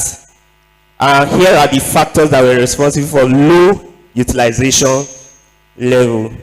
We have low education illiteracy. Hallelujah. Sorry. Low illiteracy level. Low illiteracy level. Then cost of transportation. Low illiteracy level, cost of transportation, and number 3, we have increased awareness and availability of mental health services. So we have in conclusion that the study reveals a high level of awareness, but however, despite the awareness of the installation level, these services remain low. The installation level remain low, which have already outlined the key factors that were responsible to, that were rather influencing the low utilization, which include access to healthcare facilities, healthcare literacy, healthcare literacy, cost of services, and social influence. We also have stigma that we're responsible. So here we have recommendations. Against the backdrop of this study, the researchers seek to provide the following recommendation based on the result of the study. Number one, like I earlier said, enhance the literacy program. Then secondly, improve transportation cost options rather. Then increase awareness and accessibility of home and mental health care services. Thank you for listening. Thank you very much. Malabite and Malabresis. I'm a student of public health, Department of Public Health, and I'm here to present a research on the topic, knowledge on the health effect of single-use plastics, utilization, disposal methods among street food vendors in Calabar Municipality, Cross River State. Introduction. Single-use plastics are products that are used once or for a very short time and are disposed immediately. They are made from petroleum products and are non-biodegradable. The utilization of plastic packaging is experiencing an upward trend attributed to the imperative to diminish food wastage and heighten demand resulting from population expansion and market growth. Single-use plastics finds extensive application in the packaging sector, primarily due to its lightweight nature, insulation properties, impact resistance, and ease of handling. Because of their widespread use in packaging and other applications, large amounts of plastic waste accumulate in many areas, which significantly impacts the environment. This has led to visible pollution, posing imminent hazards and marring the aesthetic of urban areas. Statement of problem.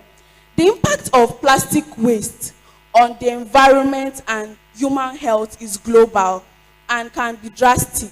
They are more likely to end in the sea than reusable options.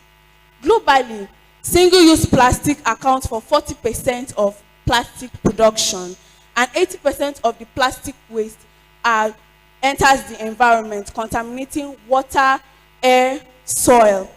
Nigeria generates 32.6 million of plastics annually, and about 70% of Nigerians rely on these street food vendors, making them increasingly exposed to single-use plastics.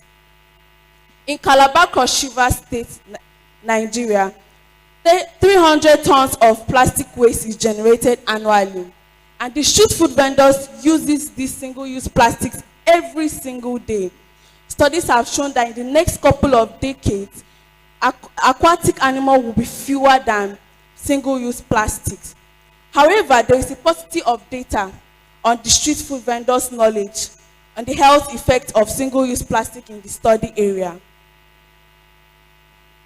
Let's go to the methodology. Study settings, Calabar Municipality, population of study, street food vendors, study design, community-based cross-sectional descriptive study, scope of study, street food vendors' knowledge, sample size, 241 street food vendors, sampling procedures, multi-stage sampling techniques, semi-structured interviewer administration questionnaires was used, and data was analyzed using SPS version 23 and Microsoft Excel OpenAP. I'm going to go straight to the results, and I have tables here, but because of time, I'm going to go straight to the chart. Okay, please go to frequency of utilization of single-use plastics. Okay, you can see that 53.1% always use single-use plastics. The next slide, you see 46.2% uses plastic bags. So you have seen that plastic bag is rampantly used, commonly with the street food vendors. The next slide, Quantity of single-use plastic generated by street food vendors by day, less than 1 kg. And we have 96%, 96.7% of level of utilization. So these street food vendors, they know exactly the health implications of using single-use plastic, but there is 96.7 level of utilization of these single-use plastics. Okay, disposal practices. Please go to disposal practices among street, the chart, yes. We notice that street food vendors mostly throw their single-use plastics in gutters. Yes, gutters, regular waste bin, open space. This has more percentage. And the summary level of disposal practices, there's actually a bad disposal practices. Okay, and perceived barriers. Go to perceived barriers. Perceived barriers. Okay, in perceived barriers, you are seeing that customer demand is 27.8, which is the highest. That is when a customer goes to get things from the street food vendors, they always require the single-use plastic, that's the plastic bags. Okay, the conclusion is street food vendors' knowledge on the health effect of single-use plastics was high, as well as the level of utilization.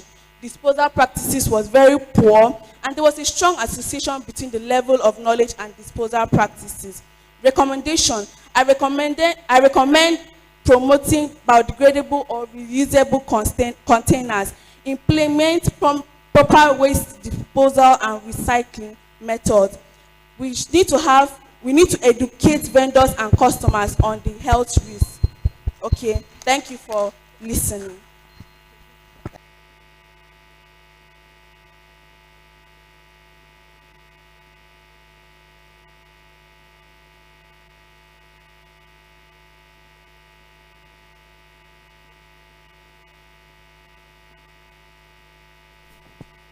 Good afternoon, everyone. Standing on the existing protocol, my name is Ido Mbasi. I'm final year medical student from the Department of Community Medicine, Faculty of Clinical Sciences, University of Calabar.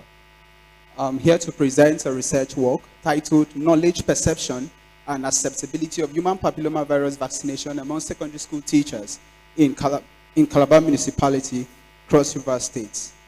My co-authors are displayed. For the purpose of this presentation, I'll be using the following outline. For introduction, as a word of introduction, I would love to say that globally, human papillomavirus infection has been identified as the commonest sexually transmitted infection in men and women, and it is well established that cervical cancer is predominantly caused by the persistent human papillomavirus infection of the cervical cells. Cervical cancer is the fourth most common cancer in women globally, with around 660,000 new cases and 350,000 deaths. Sadly, 94% of this death has been seen to occur in the developing countries like Nigeria. Mortality associated with cervical cancer is low in low and middle income countries, particularly Nigeria, is 3 times the rates found in high income countries.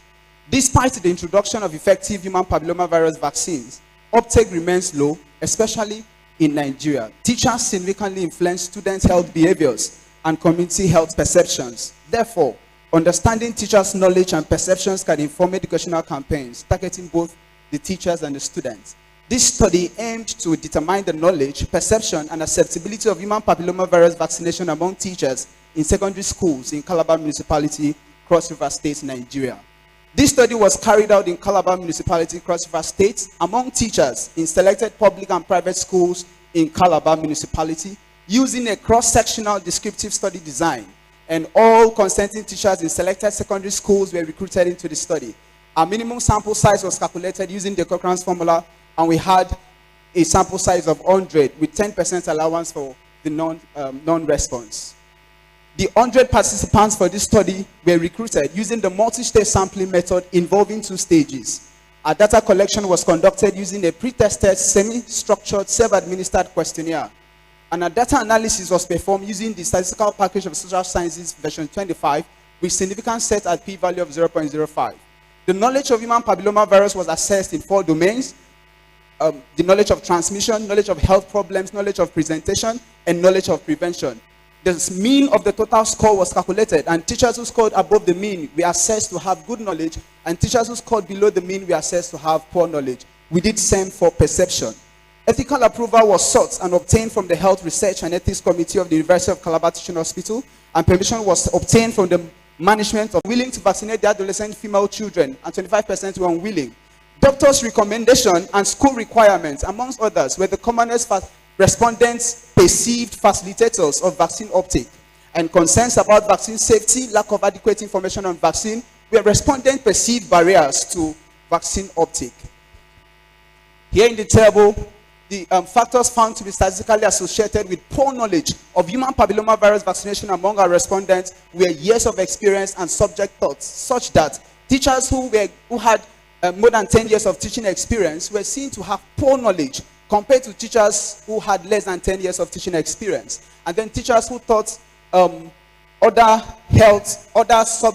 teachers who taught subjects other than health-related subjects were seen to have poor knowledge compared to teachers who taught health-related subjects. In conclusion, I would love to say that this study demonstrates a significant level of awareness regarding human papillomavirus vaccination, with majority of our respondents exhibiting good knowledge and majority showing positive perceptions. Notably, majority of participants were willing to vaccinate their adolescent children. Respondents perceived facilitators of vaccine uptake were doctors' recommendation and school requirements.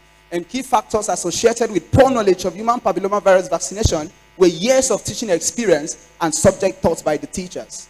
These findings underscore the need to launch campaigns targeting teachers, especially those with more than 10 years of teaching experience, to highlight the importance of human papillomavirus vaccination and address teachers' concerns on vaccine safety. Here are some of my references, and at this point, I would love to thank everyone for listening. Thank you. Thank you, our presenter. Can we have the next presenter? Barayege Bibi.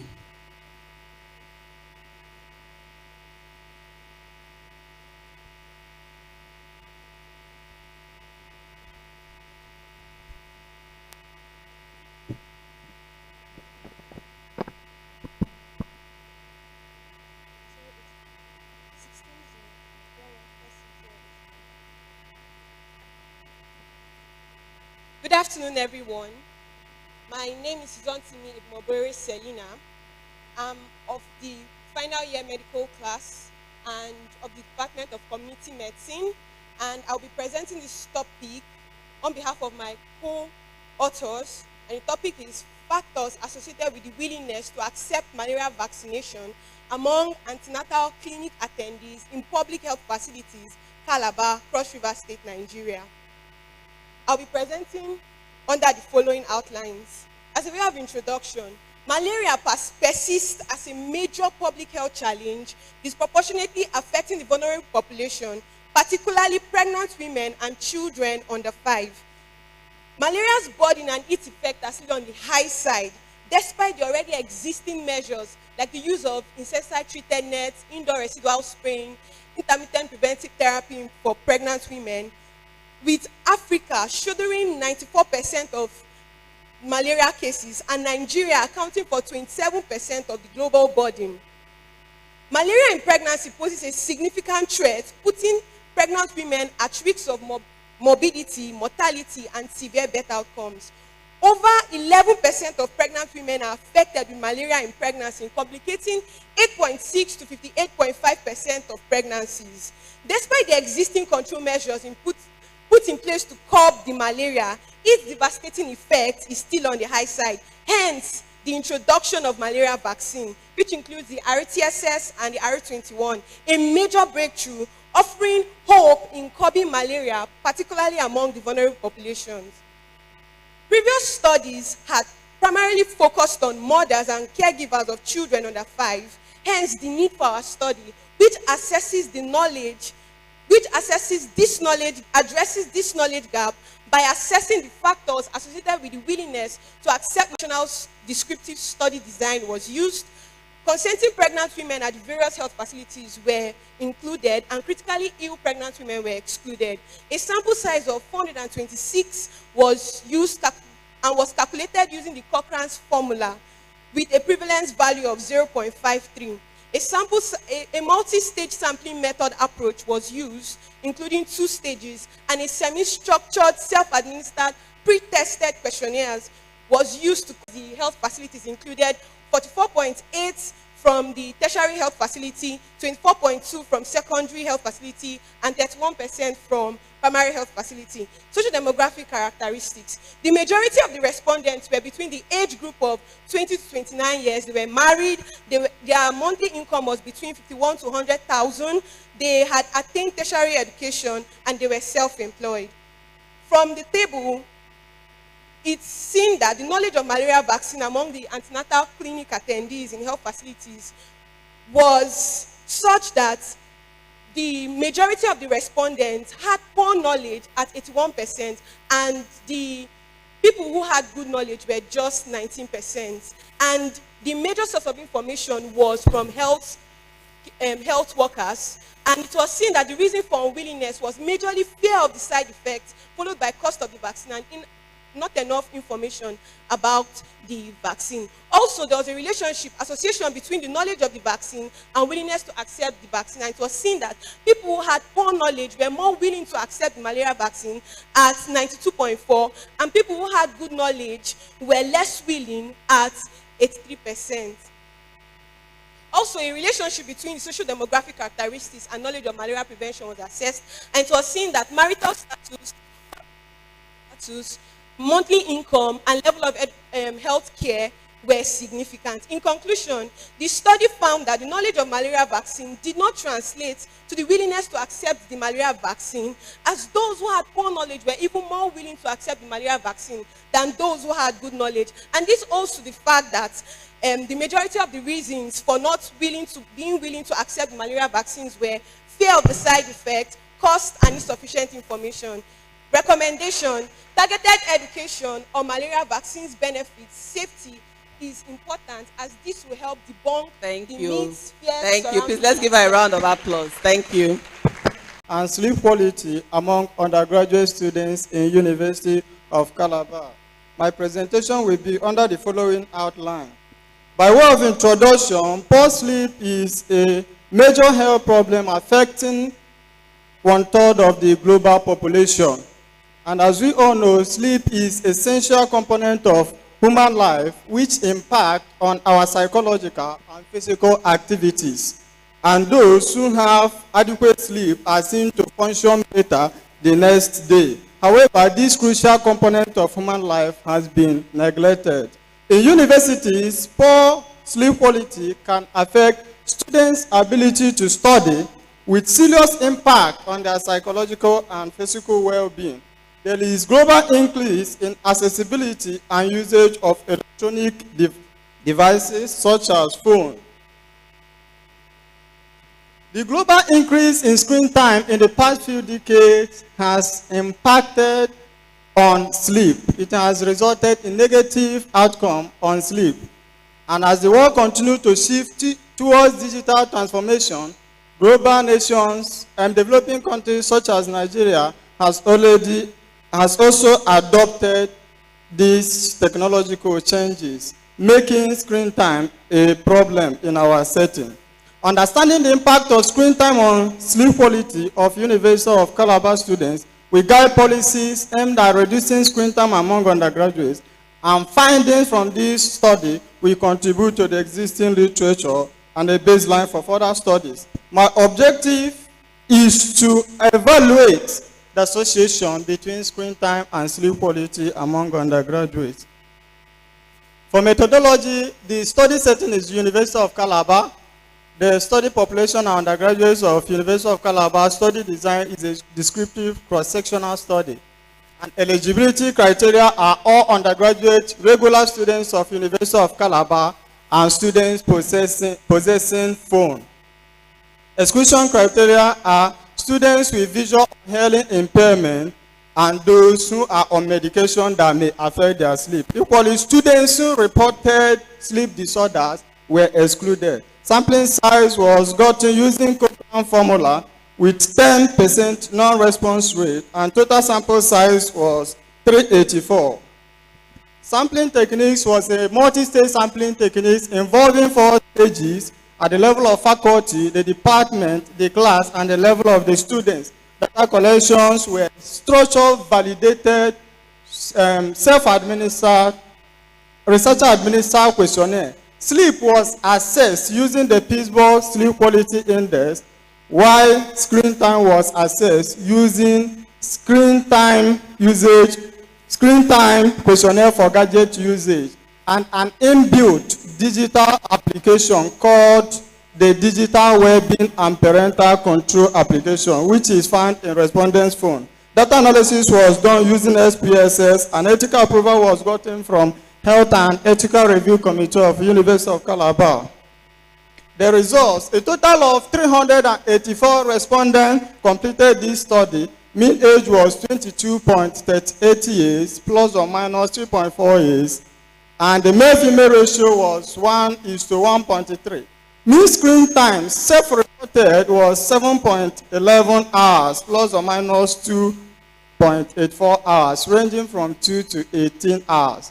While the actual screen time gotten from the digital wellbeing app was 8.38 hours. This shows that people actually use more screen time than they report or than they believe. A total of 70.6% of respondents has screen time greater than 7 hours.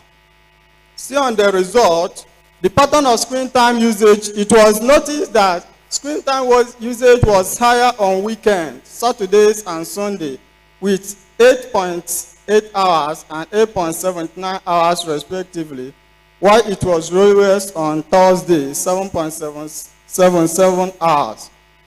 Still on the pattern of screen time usage, social media-based application was the commonest used screen-based application, such as WhatsApp, TikTok, Instagram, and followed by predominantly entertainment-based, such as Snapshot, videos, music, followed by predominantly academic-based applications, such as WPS readers. Yes, ma'am. Poor sleep was found to be common among students, with a prevalence of 69.3% of poor sleep quality. Factors affecting sleep qualities were seen to include the following: the socio-demographic factors. The female has higher prevalence of poor sleep quality. Yes, ma'am. In conclusion, social media usage has increased over the years, and this has impacted negatively on the sleep outcomes. Our recommendations to the government were to reduce the price of textbook to make it easy for students to use hard copy. The school. Thank you.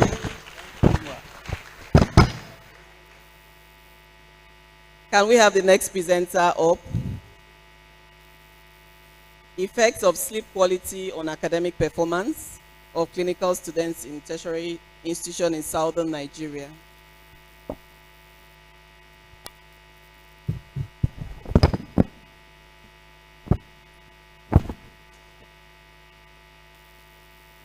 Good afternoon, everyone. I'm Dr. Italinkan Friedman. I'm a resident doctor in Public Health and Community Medicine Department in UCTH. Effect of sleep quality on academic performance of clinical students in a tertiary institution in southern Nigeria. Sleep is a fundamental human need required for normal functioning of the physical, mental, and social well-being. 7 to 9 hours of daily sleep is recommended for adults. However, the demands and expectations of present-day modern society have placed increased demands on time, and people are making up for these demands by cutting back on sleep. Please, could you tell us your name? Italinkan Friedman. I'm presenting on behalf of Precious Gifts Efium and Dr. Wankwo. You are not part of the work. Well, I was asked to present on their behalf. That shouldn't happen now. Unless you are part of the work, you shouldn't present on behalf of them. You are not one of the you shouldn't present on their behalf. One of the authors there should be the ones presenting. So please, could you step down? Sorry. All right. Can we have the next person, please? So the next presenter is knowledge, attitude, and uptake of hepatitis B vaccine among nursing students in the University of Calabar. Number 27.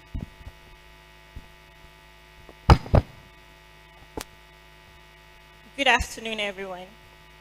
My name is Amechi Winnie Chiamaka, and I'm here to present a paper on the knowledge, attitude, and uptake of hepatitis B vaccine among nursing students of University of Calabar, Cross River State, Nigeria. Above listed are my co-authors. I'll be following this outline. Hepatitis B virus infection is a major global public health concern that has affected about 296 million people worldwide. The African region has a high prevalence with about 8.8% of people being impacted. Now, this virus is the most commonly transmitted blood-borne pathogen in healthcare settings. And globally, healthcare workers have a significant risk of being infected. And there has been an estimate of about 66,000 healthcare workers getting this virus annually, largely due to needle stick injuries and contact with blood and bodily fluids. Needle stick injuries are a global issue with an estimated annual rate of 3.2 injuries per 100 hospital beds, and it affects nurses especially. This exposure risk now extends to their junior counterparts, which are the nursing students during their clinical training, putting them at a heightened risk of this infection. Hepatitis B vaccine, however, is a preventive measure and is the first anti-cancer vaccine that has an outstanding record of safety and effectiveness, despite the role of this knowledge level, attitude, and barriers that influence this uptake among the students. So the main aim of the study was to determine the knowledge, attitude, uptake, and identify the factors that influence this vaccine among nursing students in University of Calabar, Cross River State, Nigeria. This study was done in the University of Calabar, Cross River State, Nigeria, amongst nursing students of the University of Calabar, using a descriptive cross-sectional study. We included all nursing students present during the data collection, and those who gave their consent, and those who were sick were excluded.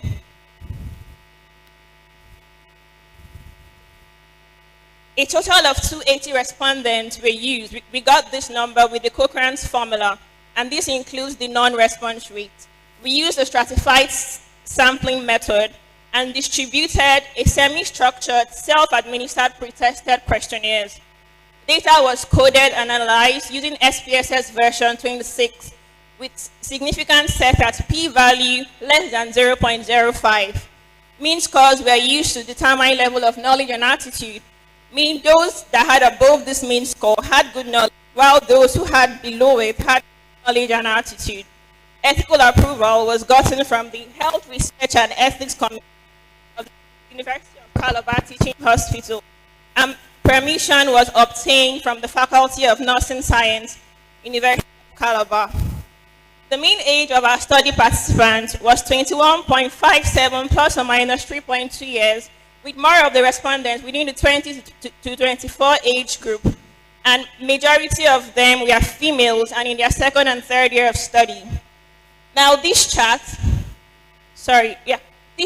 shows a mean score of 22.48 plus or minus 3.4. It shows the level of knowledge of hepatitis B among the students. And as we can see, 2/3 of our respondents had good knowledge, while the rest had poor knowledge. For the level of attitude, we have the mean score of 50.44 plus or minus 9.8, and 56.4% had good attitude. We also got the level of uptake of this virus among nursing students, and it was categorized as those that had been fully vaccinated with 3 doses and above those that were partially vaccinated, 1 to 2 doses, and those that had not been vaccinated at all. And about 2/3 of our respondents had not been vaccinated at all. For the factors, we had the high cost of 3 doses, lack of money, fear of side effects being the major thing that was bothering the student. There was also the association between level of uptake and social demographic among the nursing students. And it was significant as the p-value was 0.029, with the year 5 people having more uptake than other years.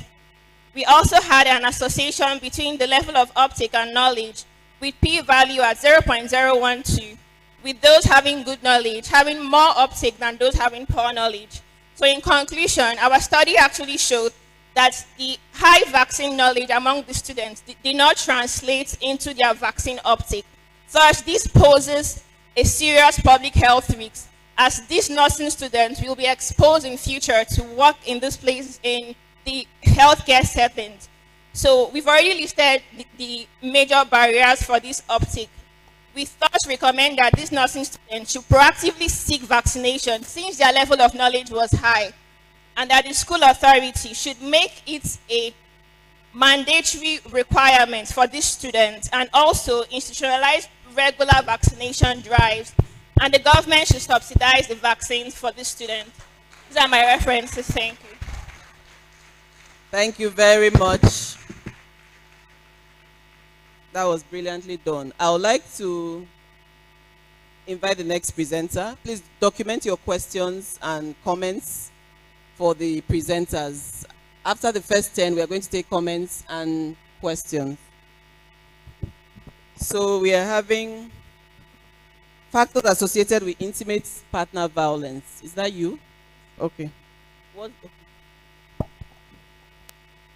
My name is Wike Kosisochukwu Patricia. Good afternoon, everybody. My name is Wike Kosisochukwu Patricia, and I'm a student from the Department of Community Medicine, Faculty of Clinical Sciences, University of Calabar, Cross River State, Nigeria. I'll be presenting the topic, Factors Associated with Intimate Partner Violence Among Women of Reproductive Age in Calabar Municipality, Nigeria. My co-authors are seen in the slide.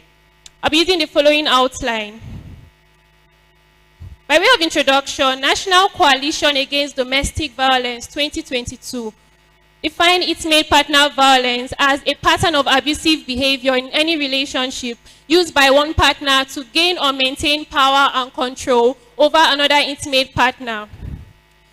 WHO 2024 gave 27%, said that 27% of women aged 15 to 49 years who have been in a relationship report that they have been subjected to some form of violence by their intimate partner.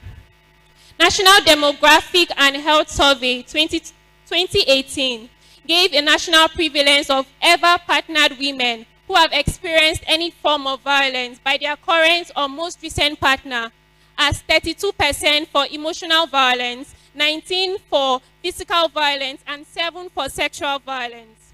Despite the various interventions aimed at curbing IPV, there is still an increasing prevalence in developing countries, and several knowledge gaps persist due to the underreporting of IPV cases. This study aimed to assess the prevalence, knowledge, perception, and factors associated with intimate partner violence among women of reproductive age in Calabar Municipality, Nigeria. Findings from this study will uncover the underlying causes and contributing factors of IPV to inform effective localized strategies and policies for prevention, intervention, and support for affected women. The study sites used was Calabar Municipality, Cross River State. Our study population was women of reproductive age, that is within the ages of 18 to 49 years in Calabar Municipality. A descriptive cross-sectional study was used. Consenting women of reproductive age that have ever had an intimate partner were included in the study, and those that live in regimented areas, the severely ill women, and women with history of psychiatric illness were excluded. Our sample size was 410 participants, and we used a multi-stage sampling technique. A semi-structured self-administered questionnaire was used for data collection, and SPSS for Windows version 26.0 was used to analyze the data. For assessing knowledge, we used a mean score of 17 out of 33, and for perception, we used a cutoff score of 34 out of 48.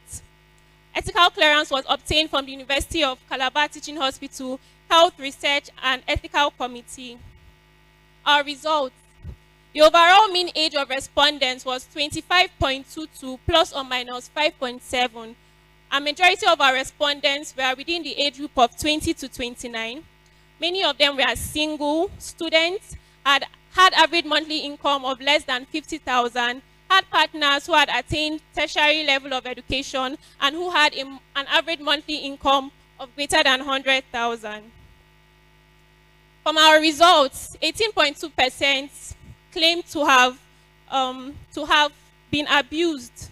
18% of the population had been abused, with stalking being the highest, 12.7%, and physical abuse being the lowest form of abuse.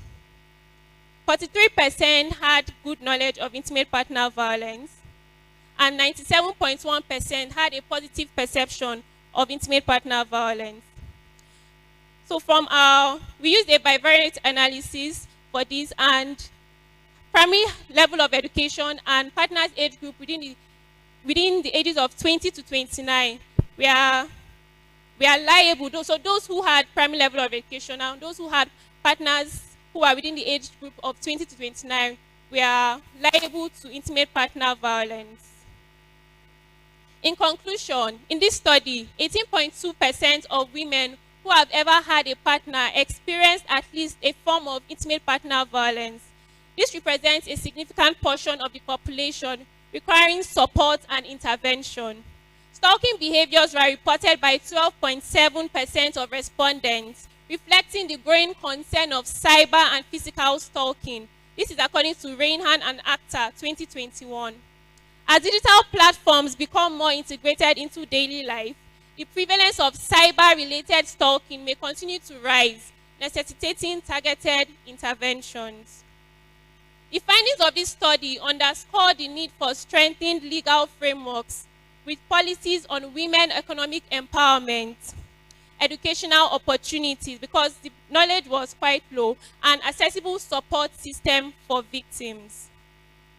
These were our references. Thank you.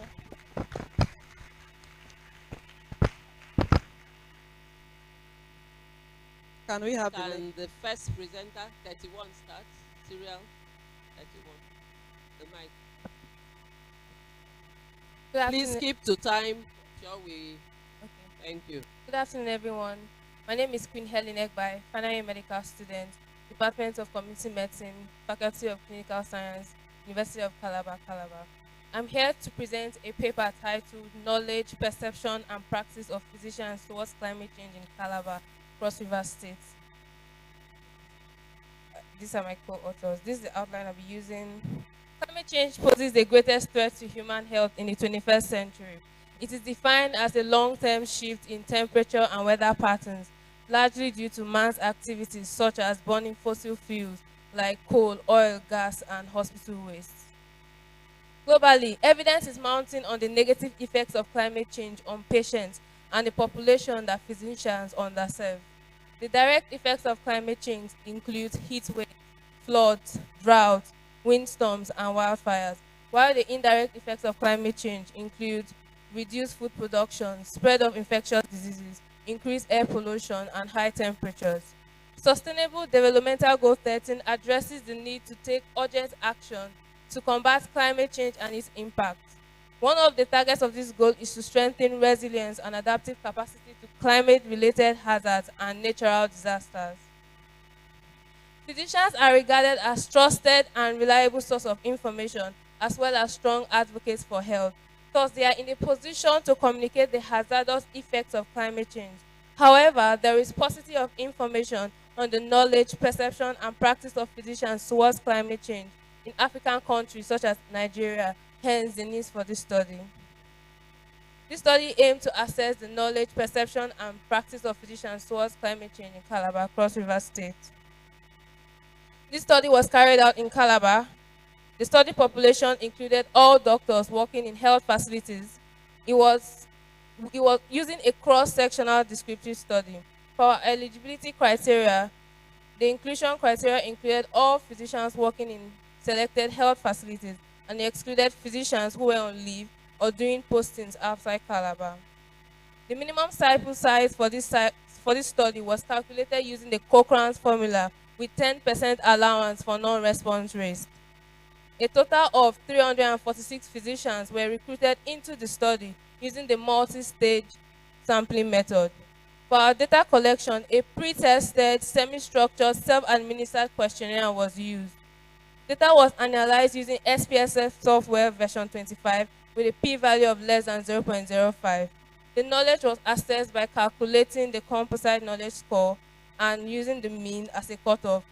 Physicians that scored below the mean were assessed as having poor knowledge, while those that scored above the mean were assessed as having good knowledge. The same thing was done for perception and practice. Ethical approval was obtained from the Health Research and Ethics Committee, University of Calabar. For my results, the overall mean age of the respondents was 38.9 plus or minus 9.8 years. More respondents were within the age group of 31 to 40 years. Majority of the respondents were males, married, junior doctors, and from the medical specialty. This chart shows the level of, or it assesses knowledge. It shows that slightly above average of our physicians had good knowledge towards climate change. And the highest source of obtaining information about the health effects of climate change was the internet, followed by television. Less than half of the physicians had good perception towards climate change, and this made up 46.2%. Also, less than half of the physicians had good practice towards climate change, and this made up 49.4%. The association between social demographics and knowledge of physicians towards climate change, it showed that sex, age group, and self-rated socioeconomic status were statistically significant with a p-value of less than 0.05. In conclusion, our study revealed a concerning gap in the perception and practice amongst physicians, despite climate change being a significant threat to health. Although they play a critical role in addressing the health impacts of climate change, our findings indicate that physicians' knowledge, attitude, and practices regarding climate change are suboptimal. Enhancing their climate change literacy and capacity will enable them to provide optimal care, advocate for climate-resilient healthcare systems, and contribute to a healthier, more sustainable future. We recommend that medical societies should organize conferences, workshops, and training programs on climate change and health. The hospital should integrate climate change considerations into patient care protocol and policies. And the government should integrate climate change and health education into medical school curricula. Here are my references. Thank you very much. Thank you. Can we have the next presenter?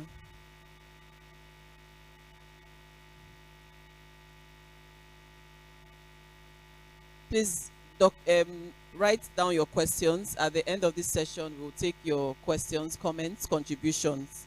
Thank you. Good afternoon once again, everyone.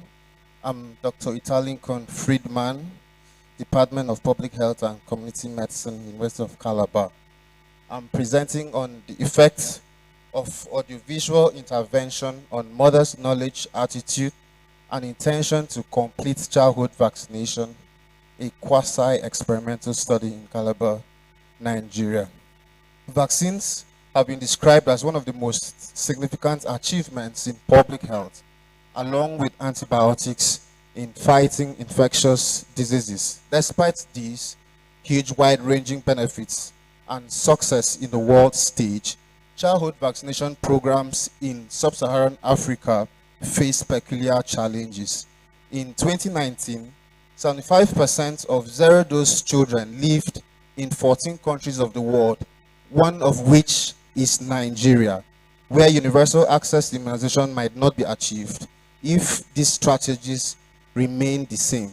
We currently lag behind in childhood vaccination coverage due to a myriad of factors such as misconception, religious reasons, illiteracy, lack of trust, and a host of other causes of vaccine hesitancy like poor communication. Interestingly, effective health education and appropriate communication strategies have proven to be useful in tackling vaccine hesitancy while also improving satisfaction with service delivery. There is currently, from a systematic review and uncertain evidence, that traditional face-to-face health education offers any significant improvement in mothers' knowledge, attitude towards an intention to vaccinate their children. Video animations have been well received as an effective health promotion educational tool in other areas of care like palliative care and infectious disease control. We sought to answer the question in mothers of newborns who attend immunization clinics in Calabar, does health education on immunization using an innovative video animation lead to an improvement in their knowledge, attitude, and intention to complete their child's vaccination when compared with routine practice? Our study setting was in Calabar. We used 2 primary health centers. We employed a non-equivalent quasi-experimental study design to get data from mothers of newborns and offered video animation as interventions, comparing with routine face-to-face health education, and also assess the outcomes, the primary outcome being knowledge on immunization, attitude, and the intention to complete were secondary outcomes.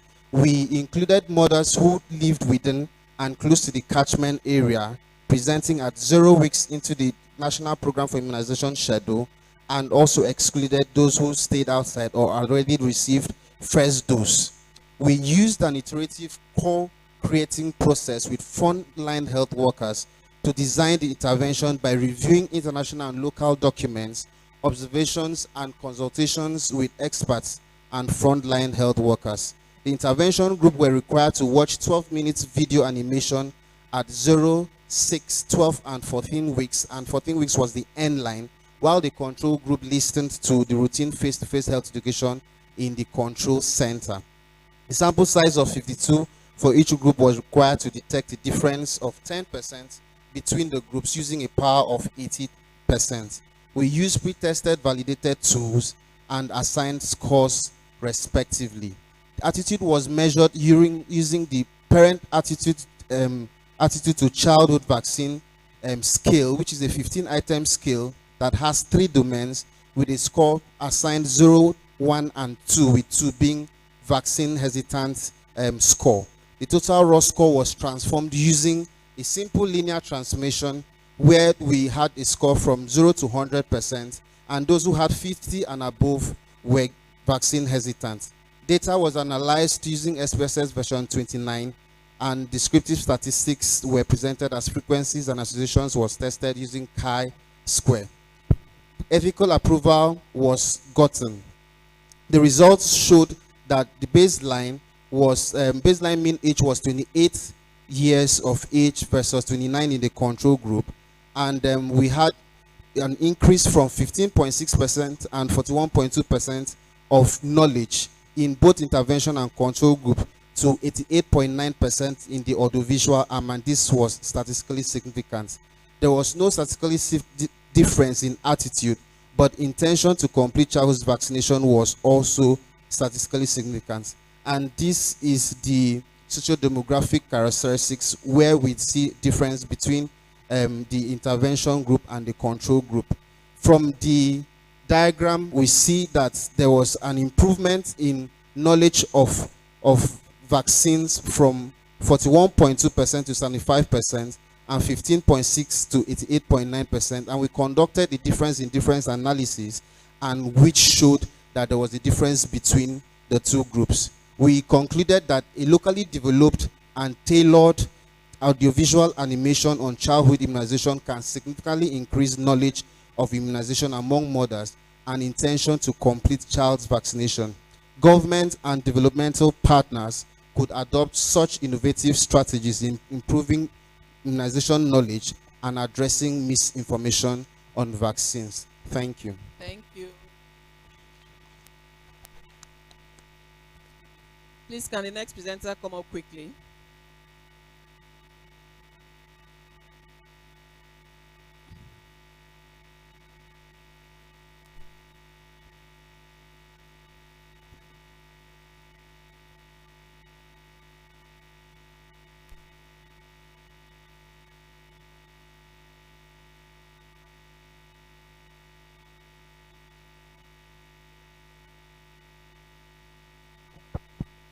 Good afternoon, everyone.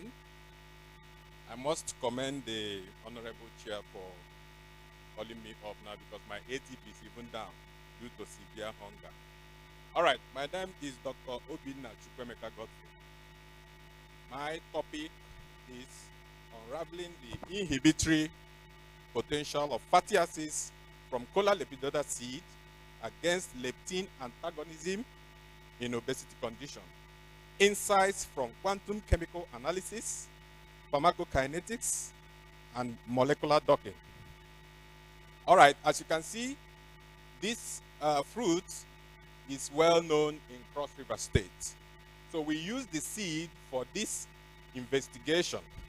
What informed the use of this seed for this investigation is that it has not been extensively worked upon, like that of avocado pear seed. So for the research highlights, this study tries to address the pressing issue of leptin resistance in obesity condition, and the results we are promising. So these are the, I wish you can show that. These are the fatty acids we used in this investigation, and the leptin antagonist you are seeing there. The leptin antagonist you are seeing there. Please, could you help us? Yeah, very important. Please do that. The leptin antagonist you are seeing there is what is causing obese patients to eat, especially severely obese patients, to eat uncontrollably because they are not receiving satiety signal from their hypothalamus. So our interest here is to create an active site in the protein and dock it with our ligands to disorganize the amino acid sequence, that is, disorganize the three-dimensional structure of that protein and make it inactive so that leptin can bind to its receptors and the satiety can be initiated. This is another strategy to help obese patients, because if we can handle this, that means that every other obesity management strategy can work. Exercise can work and all that, because they feed uncontrollably, and the adipose tissue doesn't want to know, because the more you put in calorie, the more it expands. It can never get saturated. So that's the concept behind this. All right, we used some computational measures to carry out this research, and you can see some of the software packages we use for the computational aspect of this work. Then the results, you can see the GCMS. I don't know why the young man is not projecting this. It's going to be very important if he does. The GCMS shows some prominent fatty acids that we use for this analysis. Then the Fourier transform infrared result showcased functional groups in the compounds in terms of drug design, in terms of drug investigation. To know your functional groups, the functional groups contained in the compounds is very vital, because drug designers can manipulate the functional group. They are very important. Then the next thing we have here is the HOMO-LUMO and chemical quantum descriptor analysis. The HOMO means highest occupied molecular orbital. The LUMO means lowest unoccupied molecular orbital. Now, in drug design, you must have to know how your electrons transit from ground state to, excited state. The difference between the HOMO and the LUMO gives you what is called the energy gap. Now, this energy gap gives you an idea whether your compound is reactive or not. If it is reactive, it means that it can be a drug. If it is stable, it means that within the system, it might not really interact with the living system. So a large energy gap, means that a compound is stable. A low energy gap means that the compound is reactive, which is okay. It can be a drug. All right. Now, this diagram here shows the HOMO-LUMO isosurfaces. What it means is that it is giving you an idea of where the electron clusters are, because in drug design, you need to know where your electrons, cluster, because when it comes to drug design, you do a lot of manipulations, okay? So here, we also have a pictorial view of the electronic localization function, which gives you the respective electron clouds. The more the electron clouds, I would have shown you this if he had projected it. The more the electron cloud, the more it is likely Conclusions, that, please. Okay. Now, for the conclusion, I did pharmacokinetics, I did molecular docking. So let me just conclude. All right. Okay. In conclusion, the compounds were predicted to be absorbed via the intestinal cells, and they were well metabolized by the cytochrome P450 enzymes, and the linoleic acid and bis-2-ethylhexylphthalate were not HAG1 and HAG2 inhibitors. Then the molecular docking results showed that compounds interacted favorably with the receptor protein, and the BISP and the LA had better binding affinity scores than the HSD and ODA. However, these binding affinity scores were low, with very few hydrogen bonds, thereby warranting more search for better natural products with greater scores against these leptin antagonists. Thank you very much for listening. God bless all of us. Please clap for him. I just want to thank everyone who has stood by us and waited up till this. There's still a third session coming up after this. Are there any questions for the three presenters we've had? Any questions? No questions. Okay, Rapporteur, just give us a summary. Thank you. On the existing protocol, the first presenter of this section, of this subsection, did a KAP study, knowledge, attitude, and practice of physicians towards climate change. So take away from that presentation at them in their background says that physicians are trusted source of knowledge. So that's the take home. They describe the climate change as long-term shift in temperature and weather patterns of regions and the globe generally. And then they found out that there was just a little above average, 54.6% of good knowledge among physicians. And then the main finding of the study says that there's a gap of knowledge among these participants who are physicians, and then the topic, which is the climate change, and this calls for a great concern. They made several recommendations about how physicians can implement some of these climate changes protocols in how they see patients and how they run their various facilities. The next presenter talked about video animations of video, audio enhancements and how they improve vaccination perception, knowledge, and uptake among women, that's these vaccinations for their children.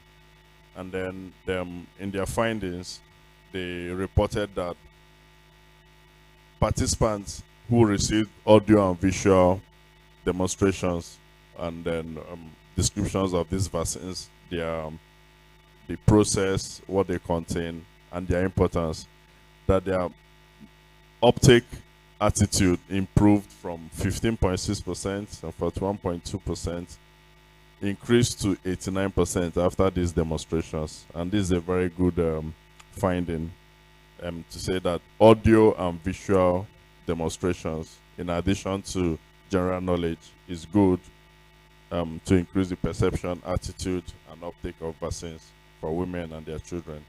Then the last presenter, interesting topic. Unfortunately, we didn't have a visual projection on the screen. However, I was able to pick up that his objective was to investigate the effect of plant-derived fatty acids from Cola lepidota seed for the purpose of reversing leptin resistance in obesity condition, right?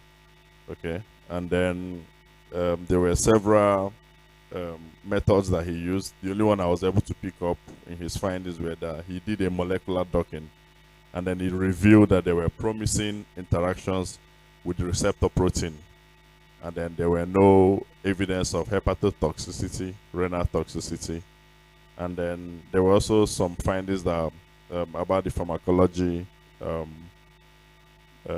promises as well. Okay, so interesting topic. Mr. Chairman, these are the 3 topics presented. Thank you very much. Please, I will implore all those that presented in this session to please step out for a group photograph with the provost and the session chair, co-chair, and repertoire. Thank you very much for your audience. We just have a 5 minutes break before the next session. Am I right?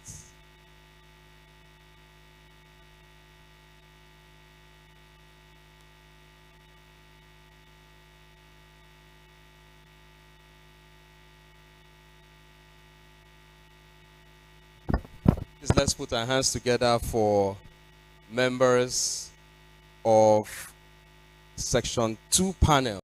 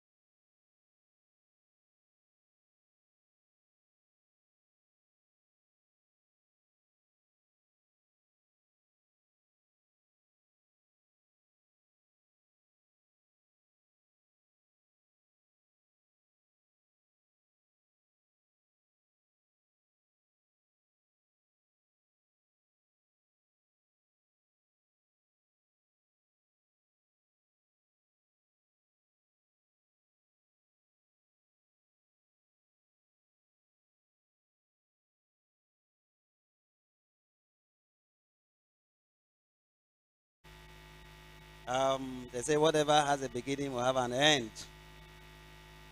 So before we take the picture, we're going to take the pictures at the end of shortly. Yes, all of us become out the session chairs that are still here. Okay, to be outside. Okay, better still. They say it's better outside. Okay, yeah, I think there is a photo, so we take that. So, but let me just thank God who has given us the grace and the good weather, has brought us together safely here for this wonderful occasion. He's been so gracious. I want to thank God from the bottom of my heart for this opportunity. I also want to thank the Provost of the College of Medical Sciences, Professor Ngim, for this novel idea that he has put us together. The chairman of the first session has said it in the morning. This is a maiden and wonderful idea that we are trusting God, that God will give him the grace to sustain. Sir, thank you and thank you and thank you again. We can't thank you enough. All the session chairs and co-chairs, the rapporteurs, most of them, we gave them this information at short notice, and they were all available. Even this other session we want to move, they were still all out there. So we thank you for your time, your effort, and everything. Especially Professor E.E. Osim. In fact, he's a grand professor. If you have grandfather, so we also have a grand professor. So he's professor of professors. For coming out. But I just mentioned, he said, no problem, just tell me the time, I'll be available. And he was here. Wow. Let's put our hands together for him, even though he's not here. That's a good one. The distinguished plenary lecturers, the plenary lecturer one, even though she did her lecture yesterday, she was still here. She just left like a moment ago. Wow. And Professor Ayon, the lecturer for today. These are wonderful people. We will call on them again and again. The Deputy Provost, the Chair of the Central Planning Committee, is wonderful. The deans of our faculties, they were all here yesterday. Today, my dean was here. Distinguished professors, I watched Professor Etux, sat down here till almost the end. Wow, so this gives me, it's an inspiration. It makes me learn that if people who have seen it all, like Professor Sim said, they still have to be part of programs like this, then I have not started. So it's a very good challenge and a very good motivation. So for us, we are happy about that. So all academics, non-teaching staff that participated, those in the planning committee, most of them, we bring them out here by 6 o'clock. And yesterday we left here late. Yeah, the librarian was in the press until about 7:30, and the following day they were there so early. We just cannot thank you enough. We don't have anything to give you, but our God will reward you. The scientific subcommittee, wonderful team. Participants in this occasion, if you were not there, then all our efforts would have been wasted. So like I tell my students that they are actually my employers. If we don't have students, then I don't have a job. So if we don't have participants in a scientific session like this, then there is no need. The conference will not hold. So that you participated, you've done very well. Our virtual audience, we are grateful. Shiru, I don't know if we are still online, all the way from India. Since morning he has been there. He would have been the second presenter. But the network wasn't good. He persisted until eventually he still presented. So we appreciate you. Thank you so very much. Our students, those who presented, articulate students. I think we should put our hands together for our students did very well. We are so proud of them. The plenary presenter yesterday said that if not for anything, that we produce students that can compete with their others all around the world. So we have had the products here that so many universities outside, are bickering, wooing them to come take programs with full scholarship. So these are the category of students that UNICAL, the College of Medical Sciences produces. So we are so, so happy that you are part of this program. The judges, the lead, led by Professor Josephine Akpotuzo. I watched them sit down from 10 o'clock, 10 a.m. in the morning. Most of them, so many participants have been coming to ask me, I thought you said there will be judges in this, they will be where are they? We can't see them. I say they are there, you won't see them, and I will show you so that you don't go and bribe them. But we know them. This kind of people cannot be bribed. So thank you so much for a job well done that you sat with us from that morning till this evening. They are all still here. Professor Joseph Nakbotuzo, Dr. Nyefon Umana, Professor Mokut Ima Eluwa. They are wonderful people. So thank you, thank you. The media, Israel is our student, but somehow God has used him. Now he's giving us, he's venturing into some new areas. So we have some of my family members that are not members of the College of Medicine, but of course they are members by extension, the fact that I'm a member. So they have been here. They come with me in the morning. Innocent is there, and many others. Iyak, no, I co-opted him. He was not in the committee, but has been there all through. So these are the people that made it happen. Can we put our hands together for them? A round of applause. This is a wonderful session. The success is because of you. So having said that, we are grateful to you and to God that we have come to a close of this session today. So tomorrow, for all of you that were meant to be part of the third session, having mentioned that, I think I just remember something before I go home and I don't get dinner. In fact, my wife is here, so she was here. So she has been here since morning. So you are very highly recognized. I wish I was the lecturer. I would have known how to put it. So tomorrow in the morning, we will meet at the college conference hall at 10 a.m. We will just have 1 hour to complete, round all the presentations. Then we go to the students' debate and quiz competition. So if you are going to be part of the road walk in the morning, we expect that the road walk should finish around 8 o'clock. So you can go shower, tidy up, and then join us in the presentation at 10 o'clock in the college conference hall. The judges will still be there to complete this. And then the winners, we are going to have winners, best oral presenter, best poster presenter, so staff and student categories. So the awards will be done in the luncheon in the afternoon. So we will communicate to the winners to be part of the luncheon in the afternoon. So there is an award ceremony, and so we just felt that since it's an award, it's also to be part of that program. So that's how it's going to be. So the winners will be communicated. But all the participants ensure that if you are presented, you get your book of abstracts. I think the participants should give a round of applause to the provost of the College of Medical Sciences. Because as much as I can remember, to the best of my knowledge, this is the first conference where all that you had to do was just to submit your abstract. All that you had to do was just to send your abstract. And then you are here, present. So you had lunch. Did I say lunch? You had snacks, right? You had water. You had a comfortable environment. You have a book of abstract. We are going to send you a certificate for presenting a paper and participation, all for free. Wow. Thank you, sir, for this wonderful opportunity. So, God will really bless you. So that's how it's going to be. So we want to close for today. I hope I've not left out anything. So we'll just take a word of prayers. We started with God. Sorry? Okay, it's true. So when we leave here, you can stop by at the stadium. The football competition is going on, the finals, the finals. So you can stop by and see what is happening. And then I'm sure the team, the winners there, will be awarded tomorrow in the luncheon. So the event, the luncheon will be, I don't know if it's for everybody, at the Cross River Community Hall. You know, when it's food, I don't know if it's everybody. I don't know who is invited. So that's where the function will hold. So can we be on our feet as we tell God thank you for bringing us to a wonderful end of this program.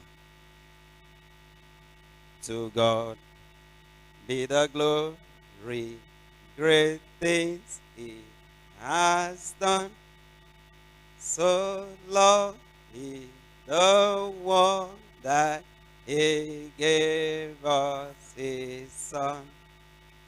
Oh, yeah, that is life and atonement for sin, and open the life gate that all may go. Praise the Lord. Praise the Lord. Let the earth hear his voice. Praise the Lord. Praise the Lord. Let the people rejoice. Oh, come to the Father through Jesus the Son, and give him the glory. Great thing he has done. In Jesus' name. Our Father and our Lord, we thank you because at the beginning of this program, today and even yesterday, we called upon you, and Lord, you had answered. Today, this evening, we are saying thank you, thank you, thank you. Because even as we continue tomorrow, you will be with us. And at the end of the day, we will say, of a truth, the Lord has been with us in the mighty name of Jesus. As we go, we ask, Lord, that you go with us, keep us safe and sound, and bring us back safely tomorrow in the mighty name of Jesus. Thank you, Lord, even for the leadership of this university, the leadership of the college. Lord, you will continue to help and sustain the management and the staff and students in the mighty name of Jesus. Thank you, Father, for we pray with thanksgiving in Jesus' name. Amen. Thank you so much.